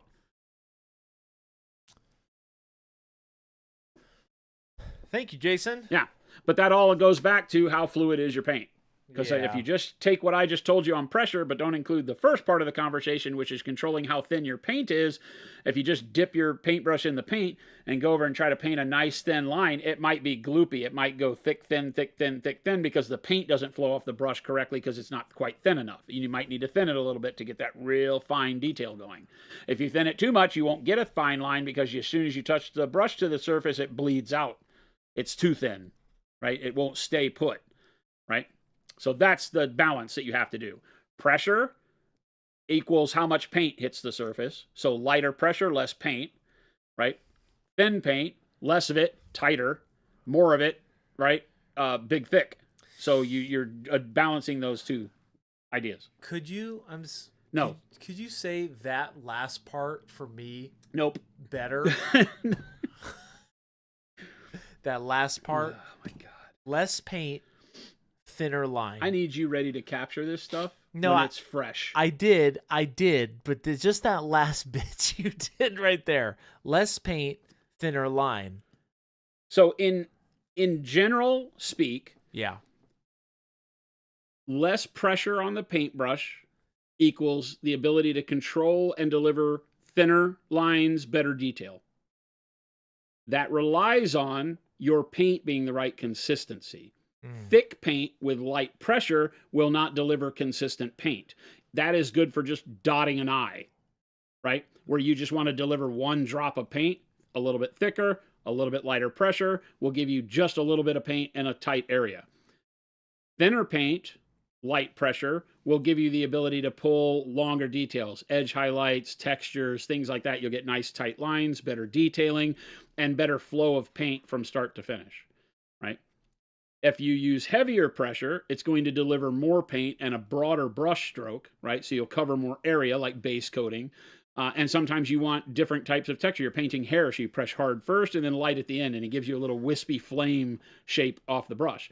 So you can change your pressure to deliver a varied line width, right? To give different textures that way. But then thick paint with a heavy pressure is going to cover lots of area sloppily, like for base coating. Thinner paint with heavier pressure is going to give you a more consistent ability to pull a longer line again, but it's going to cover more area again. So for glazing and layering is when you might do that. And this is all just general speak, because you'll take all of these ideas and intermix them together to build your style and what we call brush control. There, is that good? Dance, monkey dance? Sorry, I'm just making sure that. So here's what I have to do, chat. Jason Snidely Chris Lash, yes. No, that's the thing. That was elderly abuse. No, because here's the thing. Monkey, could you say that again? No, you do this thing where you're on this, you do this awesome bit, and I'm like, thank you, Jason. And now could you speak it better? No, and then you're like, yeah, absolutely. Could you wait for me to turn the microphone on? And then you do this thing where you do... I forgot to hit record. You do another bit right after I say thank you, and you do another whole bit that could go in that brush pressure video that I want to edit. So thank you for doing that. Donnie Dynamo Beige Red is amazing. Okay. I've been using it a lot lately. Sorry, chat. I needed to capture that bit. Because that's going in that video, Jason. We mixed beige red with the crimson special sauce to do all the highlights over the crimson special sauce. That's beige true. red became the absolute heavy hitter with the crimson special sauce. This is just crimson and beige red. That's it. Crimson special sauce as the base layer over the Zenithal to give us the initial values and volumes on the ribbons. Then beige red mixed with it, kind of 50-50 for kind of doing a slight glaze into the high spots. And then beige red by itself for all these brighter details, the scritches, if you will. I think it looked great. It was super simple. That people keep asking, like, what's the real benefit of your special sauce? And I think it's the fact that you can mix it with the regular paints and just get beautiful work done. They don't fight each other. They just work. It just does the job, damn it. All right. Call Me Moldson says, I would like to try out one of your basing textures. Is there one you would recommend as most flexible or different environments on the base? I like our the fine. Well, I'll tell you how I do it. Yeah. I typically go in and start with the fine, like Chris is saying. Yeah. So any of them. There are 4 fine colors. There is brown, gray, and then the red earth and the golden earth are also fine. Yep.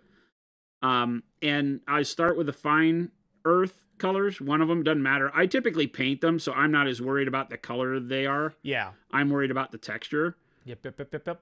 And so I will take the fine earth, do the base with fine earth, and then I will come back with coarse earth and add the coarse earth in spots to give variation of soil texture, right? So the coarse earth then becomes like lumps of rocks. Because if you look at the ground, unless it's like a golf course, very uneven textures generally. Yeah. And so that'll give you that uneven texture that makes it feel a little bit more natural. And that's how I do all of my bases.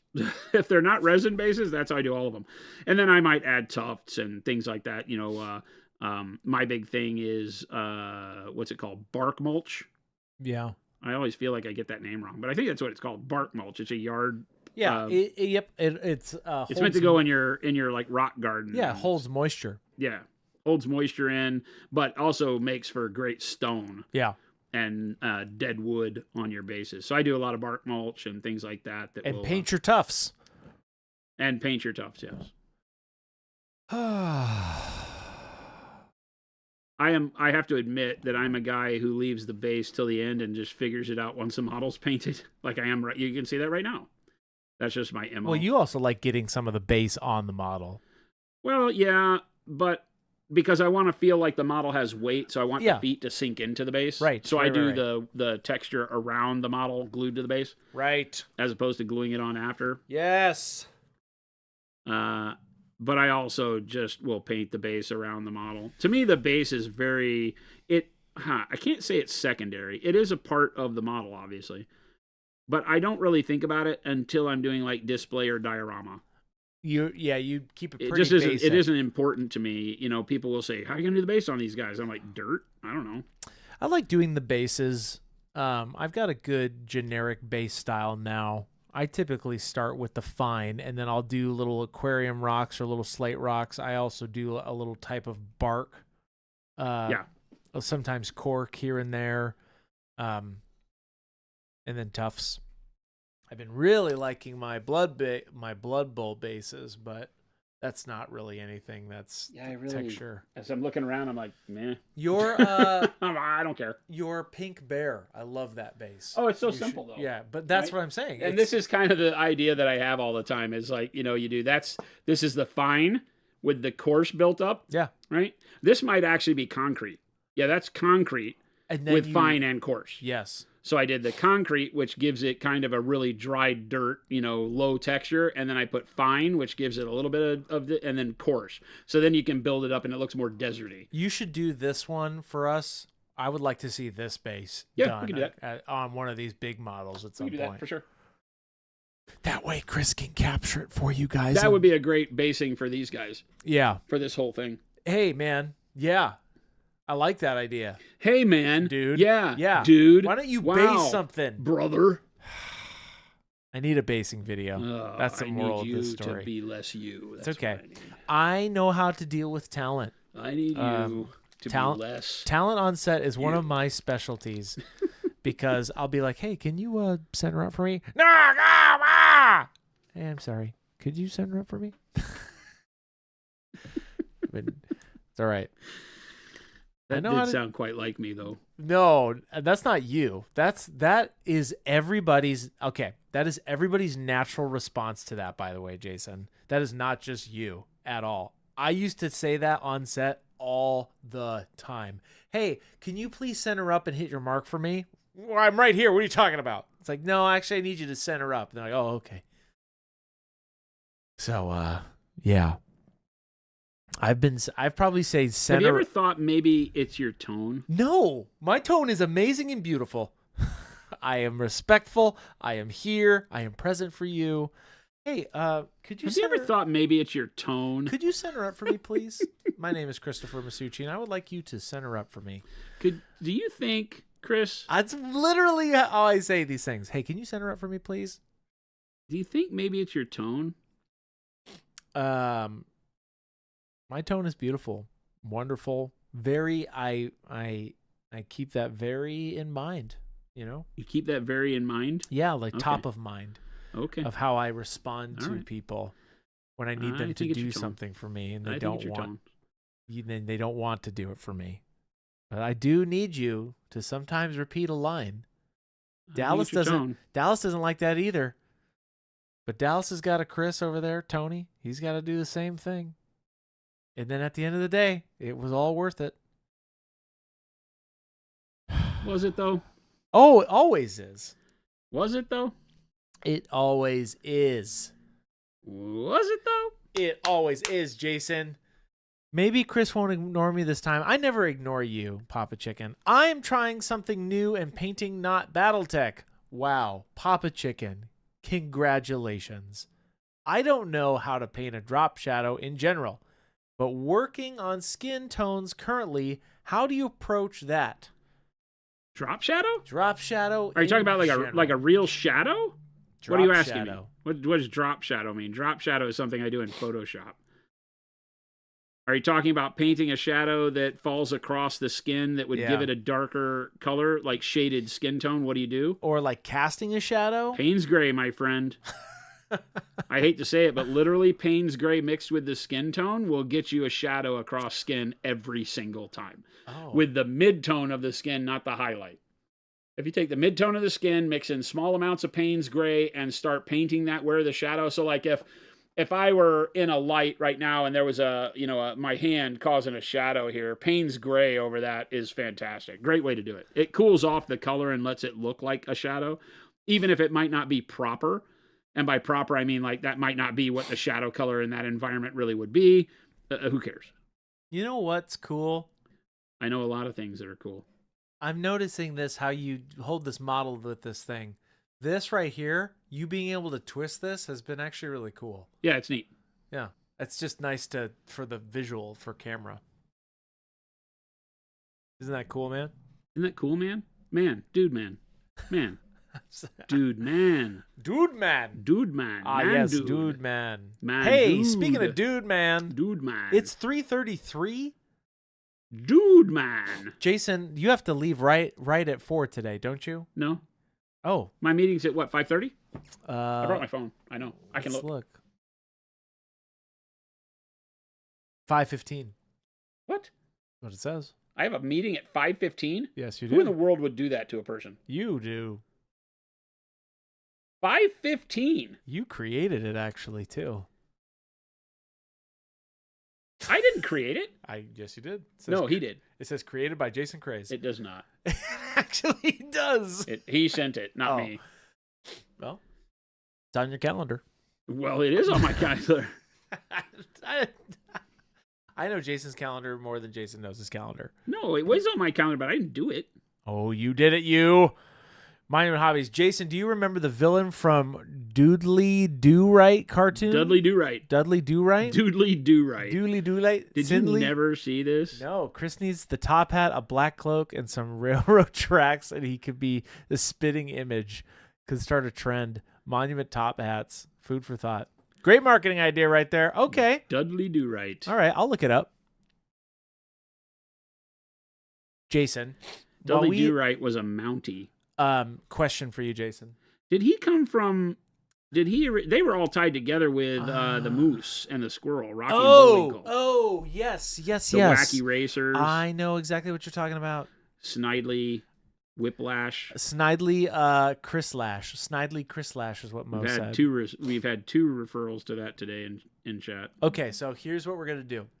While we have that empty room back there, can I paint that whole warehouse a massive green wall? Sure.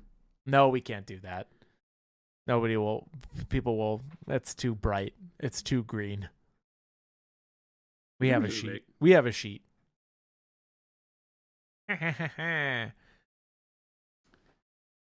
Bullwinkle and Rocky, okay. Dudley Do-Right. You all exhaust me. Wow, Chris. Okay. No, it's well.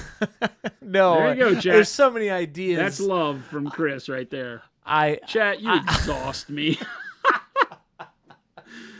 Welcome, everybody. That's not a bad thing. Welcome, everybody. No. I hope you know how much I love you. No. Even if Chris That's not what I detests you and cannot understand No, why you're here. Because now I just started thinking about, okay, you want to know my process through this? No, that just got me don't. exhausted. No, Mo just did a great commercial idea. Now I've started to I don't want to know any of this. This is what happened. Oh, God. I literally started thinking about Mo's commercial idea and how the actual technicals would work for this and what we'd actually do to make this really happen. And then, because you can't mention to me an idea, chat, especially about something to shoot, and you can't have me go immediately into the technical. It's unfortunate, but that's why I'm here. It's like, Chris, I want to do this thing. And I'm like, okay, well, who's the wrangler? I got very tired from thinking about that commercial. An amazing idea, though, because I just Type Googled X in it. chat if you think he's making any sense at all. What are you talking about? Any sense at all. If you've understood anything Chris just said, I want an X in chat because I need to know who is equally as crazy as Chris. You all understand, right? Right? Bald man. Okay. Okay. You understood that? Wad definitely gets me. Marek understands. Yes. Ark, yes. I start going straight, like I said. Okay, take back all that stuff I said about you guys being nice. I went straight You're all insane, into it. just like Chris. That's what I'm saying, you guys. I'm like, okay, how do we make this happen? Then I envisioned me in a top hat, and then I got tired. It's my juices, chat. My creative juices got flowing, and they stirred so wildly that it exhausted me. Chat, if I didn't truly love you and what I did here, I wouldn't be here. That's the truth. You can take that to the bank and cash it in for as many sushi points as you want. Chad, I want you to know he does get paid. What? You mean my membership dues? No, you get paid. Don't lie to them. Oh, no. Paid. The reason he's here is because he earns his living this way. That's also factually correct. That's the best kind of correct. That's okay. Nothing wrong with that. But I do love being here. There's nothing wrong with that. Me and Jason both have two guns underneath this desk, one pointing at each other, right? He's got a gun pointing this way, and I got a gun pointing that way. We each have two guns? No, you have a gun pointing this way. You said we each have two guns. What's the second gun for? It's dual wielding. You're pointing right at me. Well, I'm pointing one at you, you're pointing one at me, and there's two that are doing that, so there's 4 guns total. Like a stick 'em up. Right? So right under here there's a like stick 'em up. So can I start over? Let me just start over. Welcome Chris, in, everybody. we'll give you a mulligan on that one. Yeah, let me. For the record, this is a great place, and I love working here. Chat, you do not. Let me be very clear here. Starting over already. I appreciate you, chat, as a whole, as the ocean that moveth the boat, the ship. I thought we were done with that one. I thought we turned a new leaf in the new year. No, we weren't the ship in the ocean nonsense anymore. I need to make this clear. Without you... Oh, it's clear. We cannot do this. Clear as mud. And without this, we cannot do you. Wait what? A minute. Take that back? Wait. Take that back? I shan't and I won't. You are the whole, and you make your monument. We're monument. We, the people, are Monument Hobbies. All right, bronze on that just absolutely lights it up. It's insane. It's pretty cool. I've made myself clear. Thank you. I don't think you did. Thank you, did. Commissioner. And I'm here. Okay, so you're just going straight bronze. So you didn't do light bronze. No. Bronze first. Then wash. No, then light bronze. Just a very messy top coat of bronze, and then light bronze. The light bronze I'll dry brush. Okay. Then we'll do a wash. Oh. What kind of wash? Is that the verdigris wash you're talking about? No, well, I don't know. I haven't decided if I'm going to do the verdigris first or after. Got to figure that out. Mm-hmm. Would you do that? I guess could do the verdigris first. I talked about that. So. Does verdigris is the thing that would be on the top, right? Yes, verdigris is oxidation. Okay. Which is an actual physical thing that you can scrape off. Believe it or not, like the first verdigris pigments. It's like rust? Were like rust, and they scraped it off of. They would hang copper plates in a wet environment, allow them to oxidize, and then scrape the green stuff off, and that was the pigment they used to make the first paints. Interesting. So, yeah, that's the deal. I see. So it's kind of like rust. Very similar, yeah. I mean, it's just oxidation, right? Rust is just oxidation on iron. Yeah. Ferrous metals. Steel. Anything with an iron content. So, yes. Fingan says, I love the Nova Orange. Is this a color, a pastel orange? Will ProAcryl ever release a dedicated pastel set? No. I mean, pastels are just add white to whatever color you want to be pastel. Right? Take any color you want, put white in it, and you'll get to that quote-unquote pastel feeling very quickly. Right. Because that's what it does. It desaturates the color into that world of bright tint, but loss of initial color vibrancy. So we have some, right? Pale yellow is that. Pale pink is that. Any of the colors that say pale on them. Yeah. Are that, or bright pale, those are like that. Colors like gray blue also would fall under being kind of a pastel. Hooper says, when using a black wash, what color does it go over well, or any I should avoid? When using a black wash, should you avoid putting it on any particular colors? No. Yeah, or what color does it go over well? Pretty much anything, right? Black wash definitely is a kind of a universal staple, right? Yeah, realize that black will, just as a color in general and as a wash in particular, will desaturate whatever color it goes over. So you don't want to use a lot over a color you need to stay vibrant and bright. Yeah. Right. The black wash, obviously, if you're using it, you're trying to get that idea of a shadow put on the model anyway, most likely. So this goes without saying that you shouldn't put it over bright colors that you don't want to darken down. But it will start to desaturate, or a better way to think of that is to gray out colors. So, if you don't want a color to be grayed out, you want it to stay, like you have a bright blue on a cloak or something, and you want to shade the model, but you want the cloak to stay that bright blue that you've painted, then just don't put the black wash on the cloak. You don't have to do the whole model. Just pick out certain things, or just put it in the shadows of a vibrant color and not. Because remember, with washes, you can still paint them on like regular paints. They don't flow and stay where you put them as well. So you got to be a little careful of that. But you can still do that. You can still put it just on one area of a model if you don't want to upset the vibrancy or value of the whole model. You'll see me painting with washes quite often.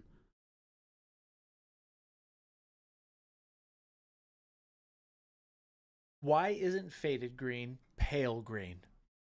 Because it's faded. Pale green, if you look at bright pale green, right? Yep. They are different. The pale greens, they still keep a different level of vibrancy, whereas the faded is like okay, so consider the pale colors to be tinted with white, and the faded colors to be done with gray, right? Like faded ultramarine. Uh-huh. Faded green. Mm-hmm. Those are the colors that are more tones. I love faded green, man. Yeah, they're more done with like a gray. I love faded than a green. white, whereas the others are brightened with white.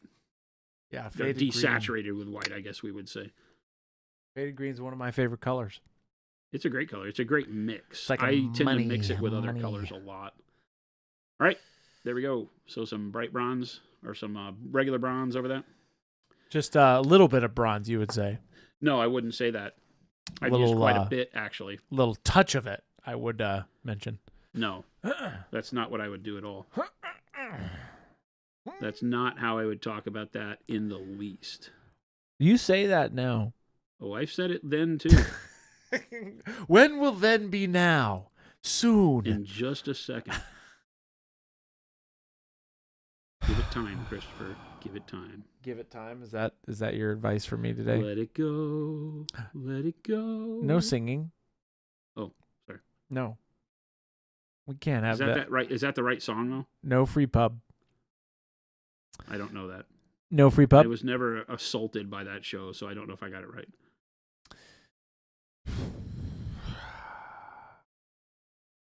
I think you did.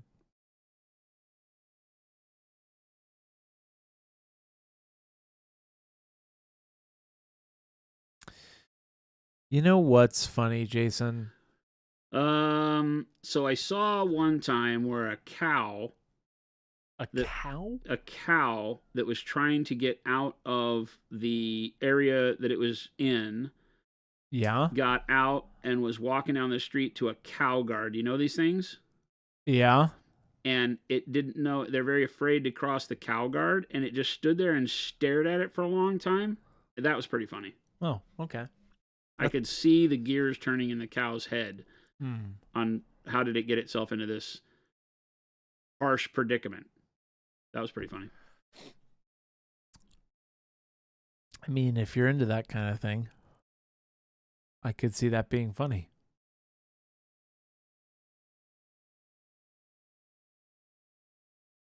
I see.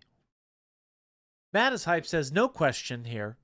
Just wanted to flex that I'm enjoying a 13-hour smoked brisket on some sliders with some homemade fries. Holy moly. Cheers. Are you just okay, that was a good strong flex, by the way. Man. I'm going out. I am mentoring 2 business people in our local area. And so I'm going out to meet with the first of them tonight at a place that I do not like the food. So that was a good flex and very timely. Where are you going? The Henry? Ah, the Henry. Interesting. That's on Camelback. The new one is, yes. Jen and I went there for lunch one day. I was not impressed. He was not impressed. Not impressed, chat. It's like a hipster Applebee's. Is the only way I can put it. They'd probably hate that I said that. It's okay. But... Stan says, how comes originally Faded Ultramarine was released but not Ultramarine? I would think in the miniature painting world that would be the first one color on the list. To some popular blue Ultramarine Smurfs. is not a color that's used very often. You know, it gets mistaken for that because we have Space Marines called Ultramarines, but they're not Ultramarine. That's very true. They don't use Ultramarine blue on them.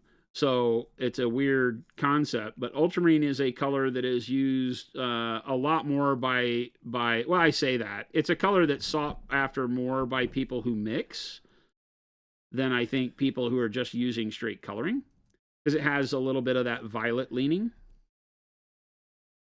So, you know, it has a different hue to it than some people want out of their blues. It's a great color. Yeah. The Faded Ultramarine just came first because it was, you know, in the colors we were making. It was one of those that really stuck out as being a good tint and mix for the other blues that we had at the time. That would allow you the ability to highlight and tone the other colors that we were coming out. I see. I see. He doesn't, but he likes to pretend. Oh, I see. All right. Oh, I see.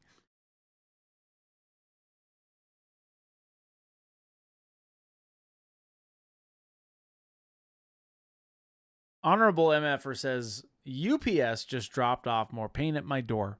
Where the hell am I supposed to put all this new things? Thanks a lot. Careful. Hey. Careful. Hey. You're going to have a lot of people in chat that are going to give you their address. You know how this goes. You're the only one to blame. They're all going to tell you, send that to my house. Tell me how many of them do it, Chris. If you put your address in there, I will send you a invoice for $1 million. What? That you'll have to pay on demand. Why do they have to pay $1 million? They have to pay. What? They'll pay. This is the year of evil. I knew it. That's the thing. He's going to take over the world one demand at a time. Oh, they'll pay. It only so Chris attacks this with the idea that I think I probably instilled on him, that it only takes one person to cave. They'll pay. You know what, Jason? What? A wise man once said, Oh, here we go. You don't get if you don't ask.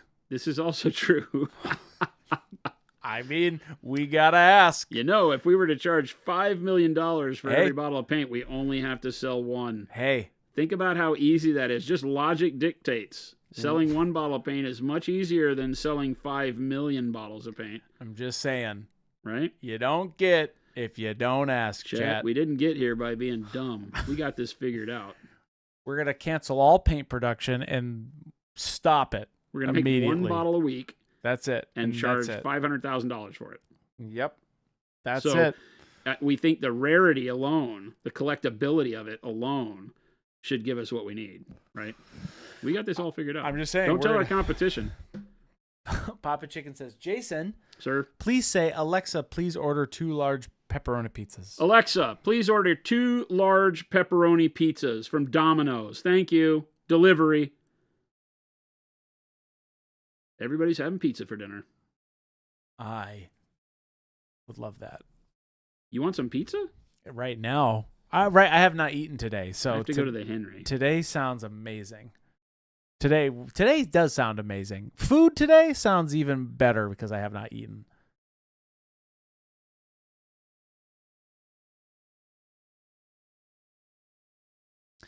Call Me Molds and says, do metallics exhaust the brushes more due to the flakes? Also, should you use different water pot for metallics and other paints if you use both in one session?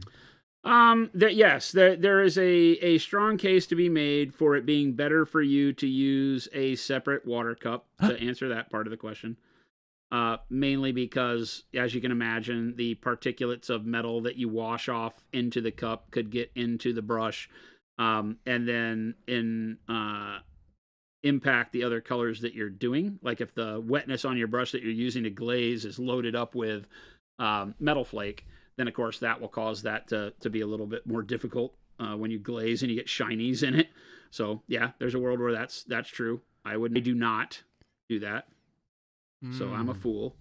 And then on the other one, does it help? It can assist in damaging your brushes quicker for sure, because the physical particles of mica and or aluminum in there, when they get in the ferrule, because we still paint thin, right?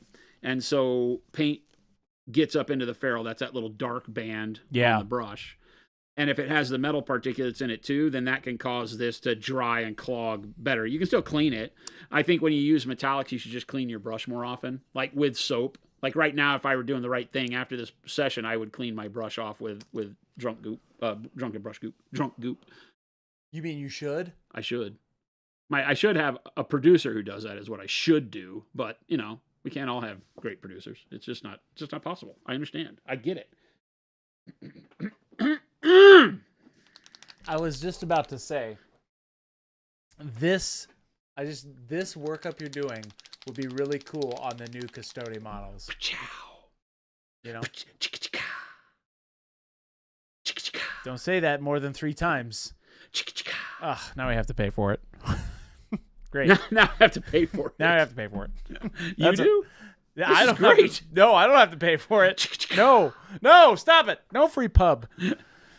Frigid Phoenix says, no question here either. I have to say, Brush Goop 2.0 is the best brush and conditioner I've ever used. There are none on the market like it, and the amount of brushes I thought were lost had saved is astonishing.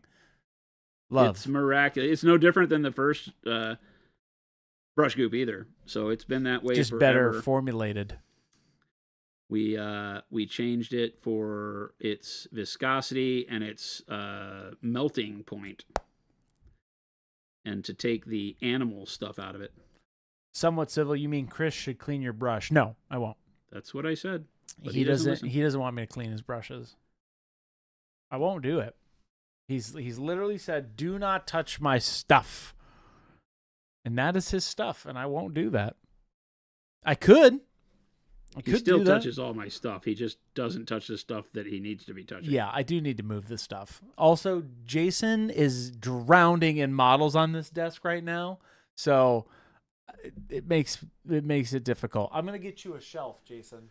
There is a lot going on here, by the way. I'm just like, I gotta change the paper out, and then you got like 90 models over here. There is a lot going on here. There's a lot on this desk, chat. I wish you could all see that's not on camera. It is surrounded. So I will I'm gonna put a shelf over here for all your projects and make you organized. A shelf over where? Over there. I won't do it. I'll do it. You don't but have I won't to walk over there. I want them right here. Well, not the ones you're not working on. Hey, how do you know? Well, because you typically tell me what you're working on. Typically. Typically, most of the time. I'm what gonna if clean I decided to not do that? I'm cleaning your stuff. You heard me here. Evil. It's partially so that I can change the paper after you've soiled it. I always put it back. So I'm very thin with the red here on the first pass. Number one, so it'll flow into these little crevices because this sculpt is amazing. It's got really, really good detail on the individual hairs. So I need the paint to be thin so it gets down in the crevices first off. And then also thin so that it allows the dark purple and red oxide that are there to influence the color a little bit. Bam says, wanted to say thank you first. Any tip for painting wood grain? Wood grain? Wood grain. Any tips? Are you freehanding it? Or is this like trees? Is it sculpted and you're just adding color? Did we ever capture that wood grain on the surfboard? We did. I could make that a tutorial. I don't know if it needs to be a tutorial, but if you could punch in the link to that video series. Yes, I know what you're saying. We painted freehand. We painted up this, and it was a good way to look at. Now this is going to be a very blonde ash kind of wood, but this is just flat resin, and so I showed how I go about doing grain and painting wood and doing the layering of color there. So creating. Yeah, freehanding, this would be a good one. He'll link you the video. I talk more about my process than just painting this board is the way I typically paint. So I walk through like how I do it, what I'm trying to do as far as wood grain and things like that. So go watch that. Actually, go watch that July 15th. Just go watch that whole thing. It's literally from start to finish. He does that. If you look at the thumbnail for that, right? Here, I'll show you, Jason. Look, I painted hot pink, too. See this? Haters. That thumbnail right there. Oh, that's awesome. You go from black to that. Yeah, nice. So it starts from black primer, and I just discuss how I do it. And I glaze, and I do the freehand for the grain, and I talk about the process. You can do it with any color you want, but it sets it up for greatness. Hey, we set you up for greatness, world. It is 4 o'clock. Where did this go? It was on the desk. On this table. Yeah. Jason, there's so much stuff. Hey, I need you to not talk about my stuff that way. Hey, there's so much. I need you to be nice to my stuff. I am the nicest to your stuff. You best believe it, Mr. Magoo. I'm not Mr. Magoo. I'm not blind. I'm deaf. But I'm not blind. Mr. Magoo is blind, I think. Is he? Mr. Magoo is blind? He had those big glasses and couldn't see. That was the whole funny thing. He kept walking into problems. Right? I think so. I'm pretty sure that's Mr. Magoo. Is there a live stream for that model? Yes, Plum Crunchy. I just posted it. Go check that out. Plus, there's a series on that, too. So, it's all right there for you. Yeah, we underpainted the skin on her. There was a lot going on painting Surfer Girl. Yeah, we to talk about the way to do various techniques, and the freehand wood grain was a lot of fun. Is that going to be kind of like your Adepticon class, that underpainting? Yeah. Mm-hmm. I got to get a list for your paints for that, so I can organize that for you. Yes, you do. I guess asking for a friend. I guess that's what I do now. I guess. And thank you to whoever in chat was saying that they can't imagine painting without us. That is awesome. Yeah. Welcome. Glad you're digging it, especially as a new painter. We love that my droning and Chris's incessant bothering me is great for you. What? I'm not bothering. You're bothering me. Oh, no, I don't bother you. Okay. Oh, Wow, Chris, you're right. I was wrong. I don't think I bother you. I don't think that's true. I think you like it. I don't think you hear me half the time. Wow. Where you tone me out. You're just like, you're in the zone, and then I do tone you out quite a bit. Tune you out. Not tone you out. Tune you out. See what I have to deal with, chat? I tune him out quite a bit.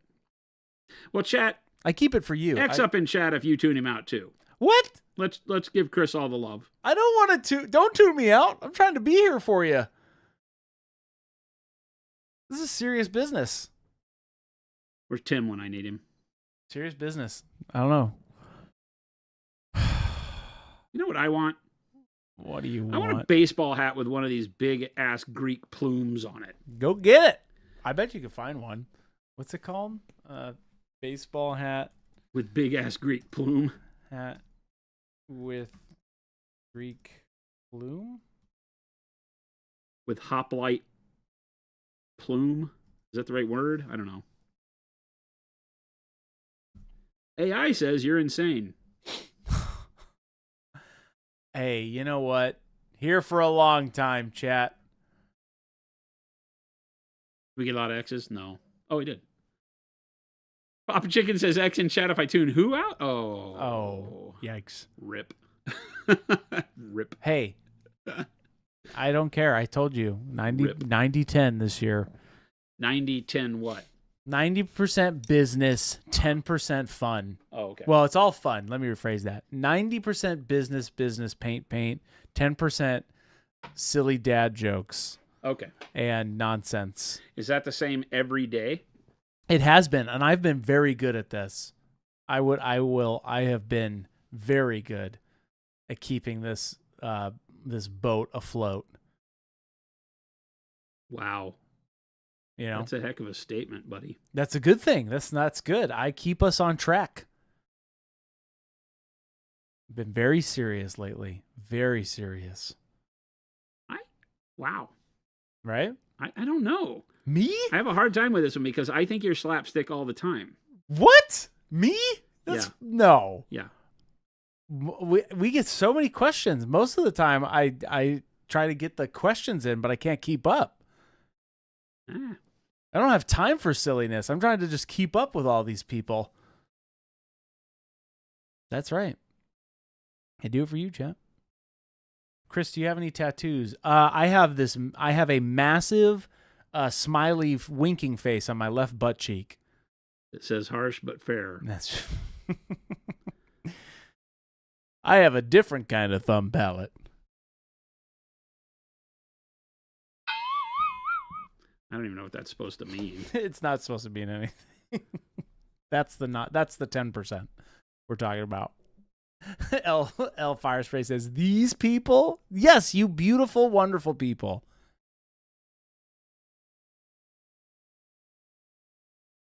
L, you'll get used to it. I guess so. He's hard to deal with occasionally. Oh man. I know there's some truth in that. There's some truth. I can't deny that one. There's factual truth in that. But it's like when you get a new dog and it poops on the floor a couple times. What? And you question your life choices. You're like, oh my God, is this really what's destined for my future? I can't believe you just and then it just and then shit on the floor. and then it just looks at you with those eyes, and you know that you made the right decision. That's Chris.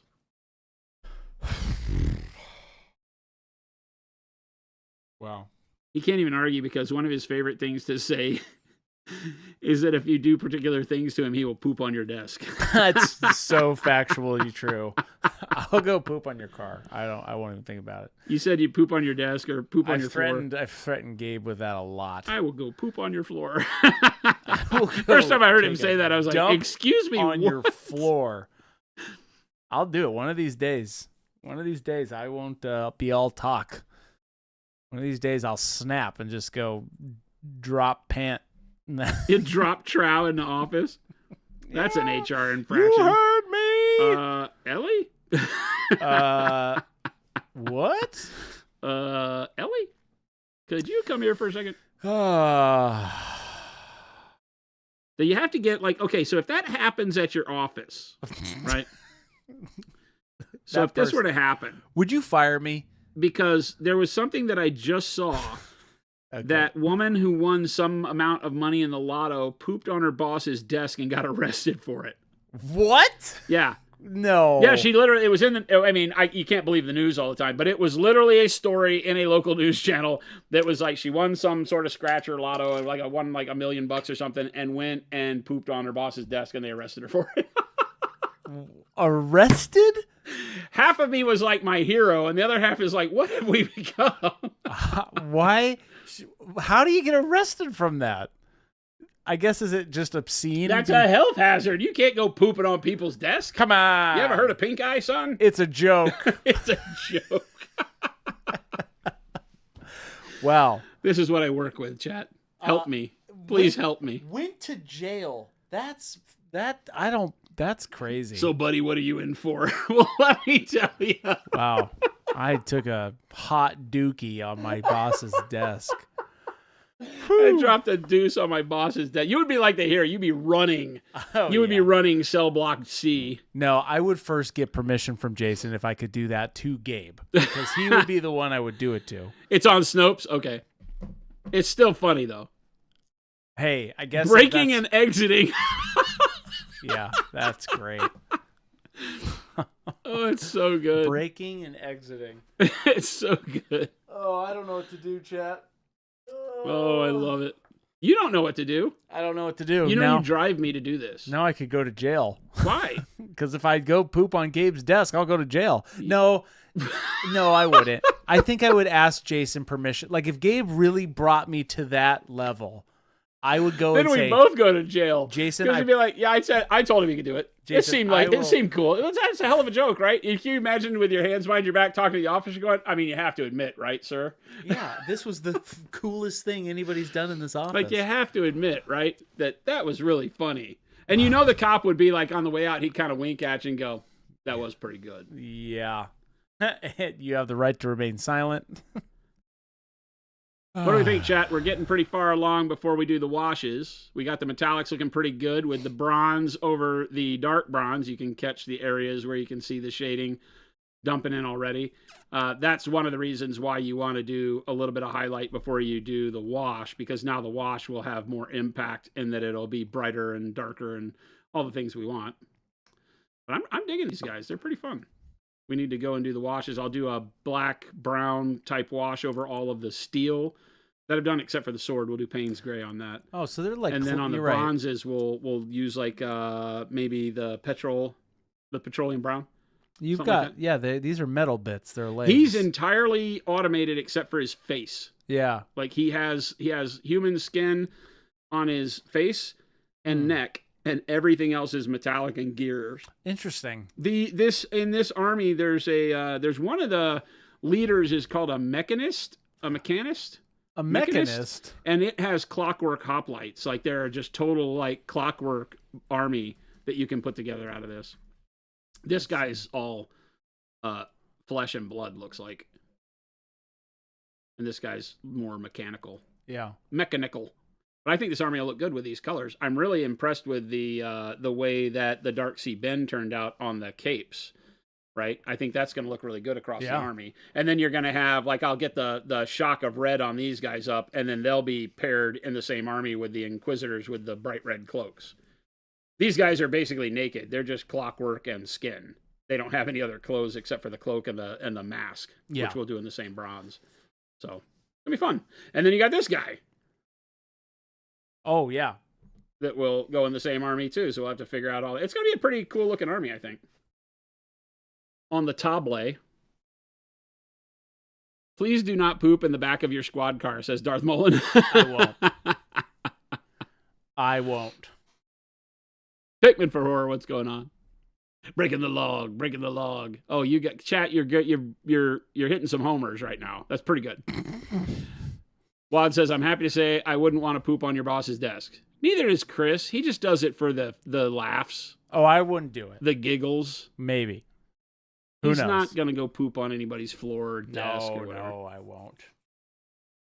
I won't do it. Sigavac says, love these last few live streams so much you just bought the Hoplite minis. What? Nice. Tell them we sent you because we want some commission now. We don't have any ties with these guys. And we've sent a lot of people to Conquest lately. I have to say, I don't even care. I think that if any of these models inspire you, they have a great selection of really, really great models. Oh, yeah.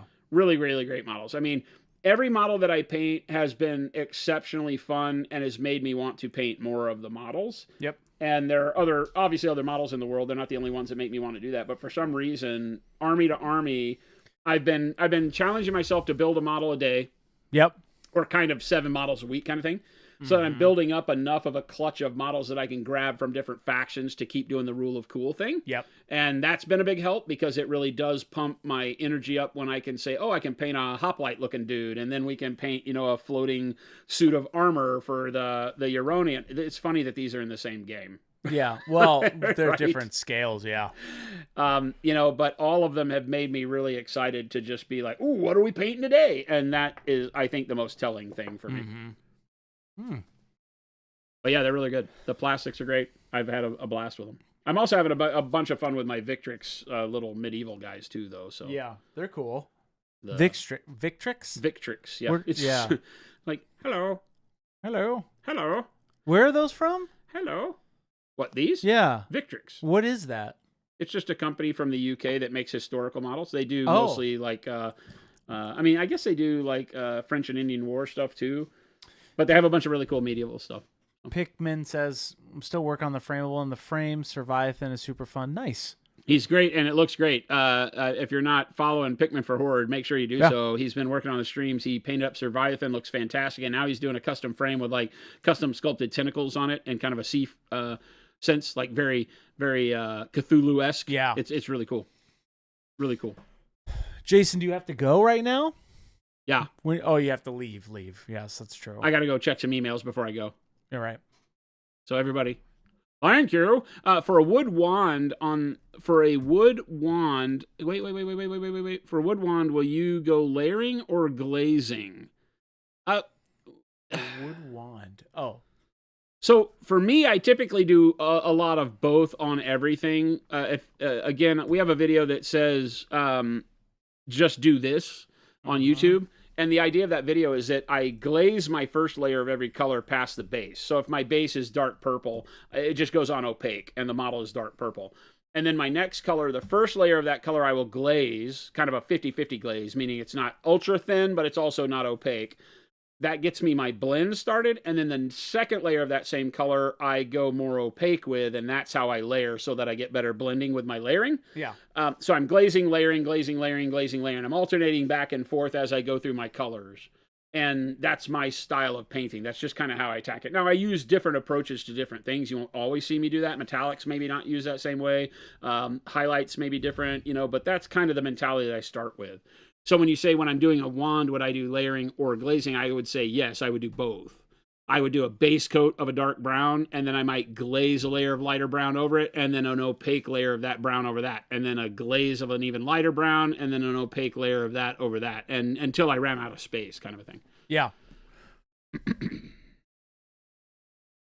LaPlante.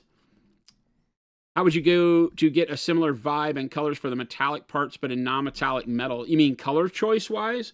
For bronze, I typically start with like our black brown into warm brown, yellow ochre, pale yellow. Yeah. You might, in this, depending on how much, you might do a layer of like burnt orange in there too. This doesn't have as much orange in it, but browns and yellows.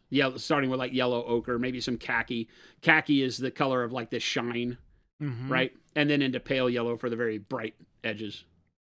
But you can see the browns, the yellow ochres, right? The khaki kind of right here. And then on the edges, the bright pale yellow. So that would be my workup, I think. I dig it. And because there's some orange that comes in from reflection over here somewhere. But, and then for I'm going to do some verdigris on them with the green oxide. Just because bronze will verdigris a little bit, so. And fun. I'll brighten up the reds on this. But this is base coats. This is all this is base coats. We've highlighted the bronze, nothing else. Everything else here is legit base coats. Just one coat of paint on this model for every other color. This is, well, that's a lie because we set up the base of them in a Zenithal that was dark purple, red oxide, bright pale yellow. That's how I set up my value sketch on the model with the airbrush. But I do that with the airbrush, and then all the other colors are just single coats over the top of that. So, you know, our answer to speed paint gives us the dark sea bin on the cloak that looks like we've done a lot more work on it already, so it's just fantastic. I don't really have to do anything on that cloak except maybe a little bit of highlight to get the texture on it. We'll do some washing on these, and this army will go together super fast and look really good. Right? Because the rest of it's just base coats and then a little bit of highlight on the bronze to give it that shine. So I can put a wash on it and knock the shine down. So a little bit backwards, but it'll be cool. You taking any of this home? No. Oh. No, I don't think so. Maybe? No, I don't think. No, I don't know. So there's this new game. Oh, no. That you'll hate because you don't like Minecraft, do you? Hightail is what you're talking about? Did Gabe tell you about this? No. No way. Uh-uh. You should text Gabe. Okay. He's literally playing that constantly with Philip right now. It's rad. You should tell Gabe. It's rad. He'll play. Yeah, Hightail is rad. So I'm kind of stuck on that. So I might not hobby at home tonight. No, go. I have a meeting too. I have my mentor meeting with a Gabe is going to be playing Hightail tonight, probably. There you go. You should hit him up. I don't like playing with Gabe. He runs off and leaves me alone. Well, it's not like playing with anybody. Figure it out together. Darth Mullen, you have your own server. Fantastic. Scorcher says, I feel like every one of your streams is a masterclass. Thank you. Thank you. Literally, this is not half as valuable or even anywhere near as valuable without you guys. I love hanging out with my friends on the internet and painting. It really gets me jazzed. Yeah. I'm glad that if any of my energy for painting models transfers to you and makes you go pick up a brush and paint, no matter what paint, no matter what brush, no matter what model, go do it. Have fun painting. Painting miniatures is one of the greatest hobbies in the world because it just puts your brain in the right place. Yep. And just let yourself flow. Don't worry about how good you are. Don't worry about how great it looks. Just put paint on the model and get better. Right. You'll love it. You'll spend time loving it. It'll be a great feeling. So appreciate you hanging out with us. Remember to hit the follow, the like, the subscribe button. We stream live Monday through Friday, 2 p.m. to 4 p.m. Monument Standard Time here in Phoenix, Arizona. On Kick, Twitch, and YouTube all simultaneously. So you can catch us on lots of platforms. We'd love to see you back. Make sure to hit all the buttons, get all the alerts. We'd love to see you. Make sure to click the links that Chris put up in chat. We've got headed towards 7,000 amazing artists in our Discord. Yep. We'd love to see you over there. Tons of insight, great fun, great friends to be made. We have a lot of real life friendships made on our Discord where we see these people out at shows. It's amazing. So thanks so much for hanging out with us. Stick around. Chris is going to find us somebody to raid. So we have some more hobby goodness going off into your Friday night, and enjoy your weekend. Yep. Because it is the weekend, right? It is the Holy weekend. cow. Maybe you'll catch me sneaking in live for some after hours stuff from home this weekend. Nice. And I'd love to see you then. So stick around, show some love in the chat we wind up in on the raid, and we'll see you back here Monday. Adios, gang.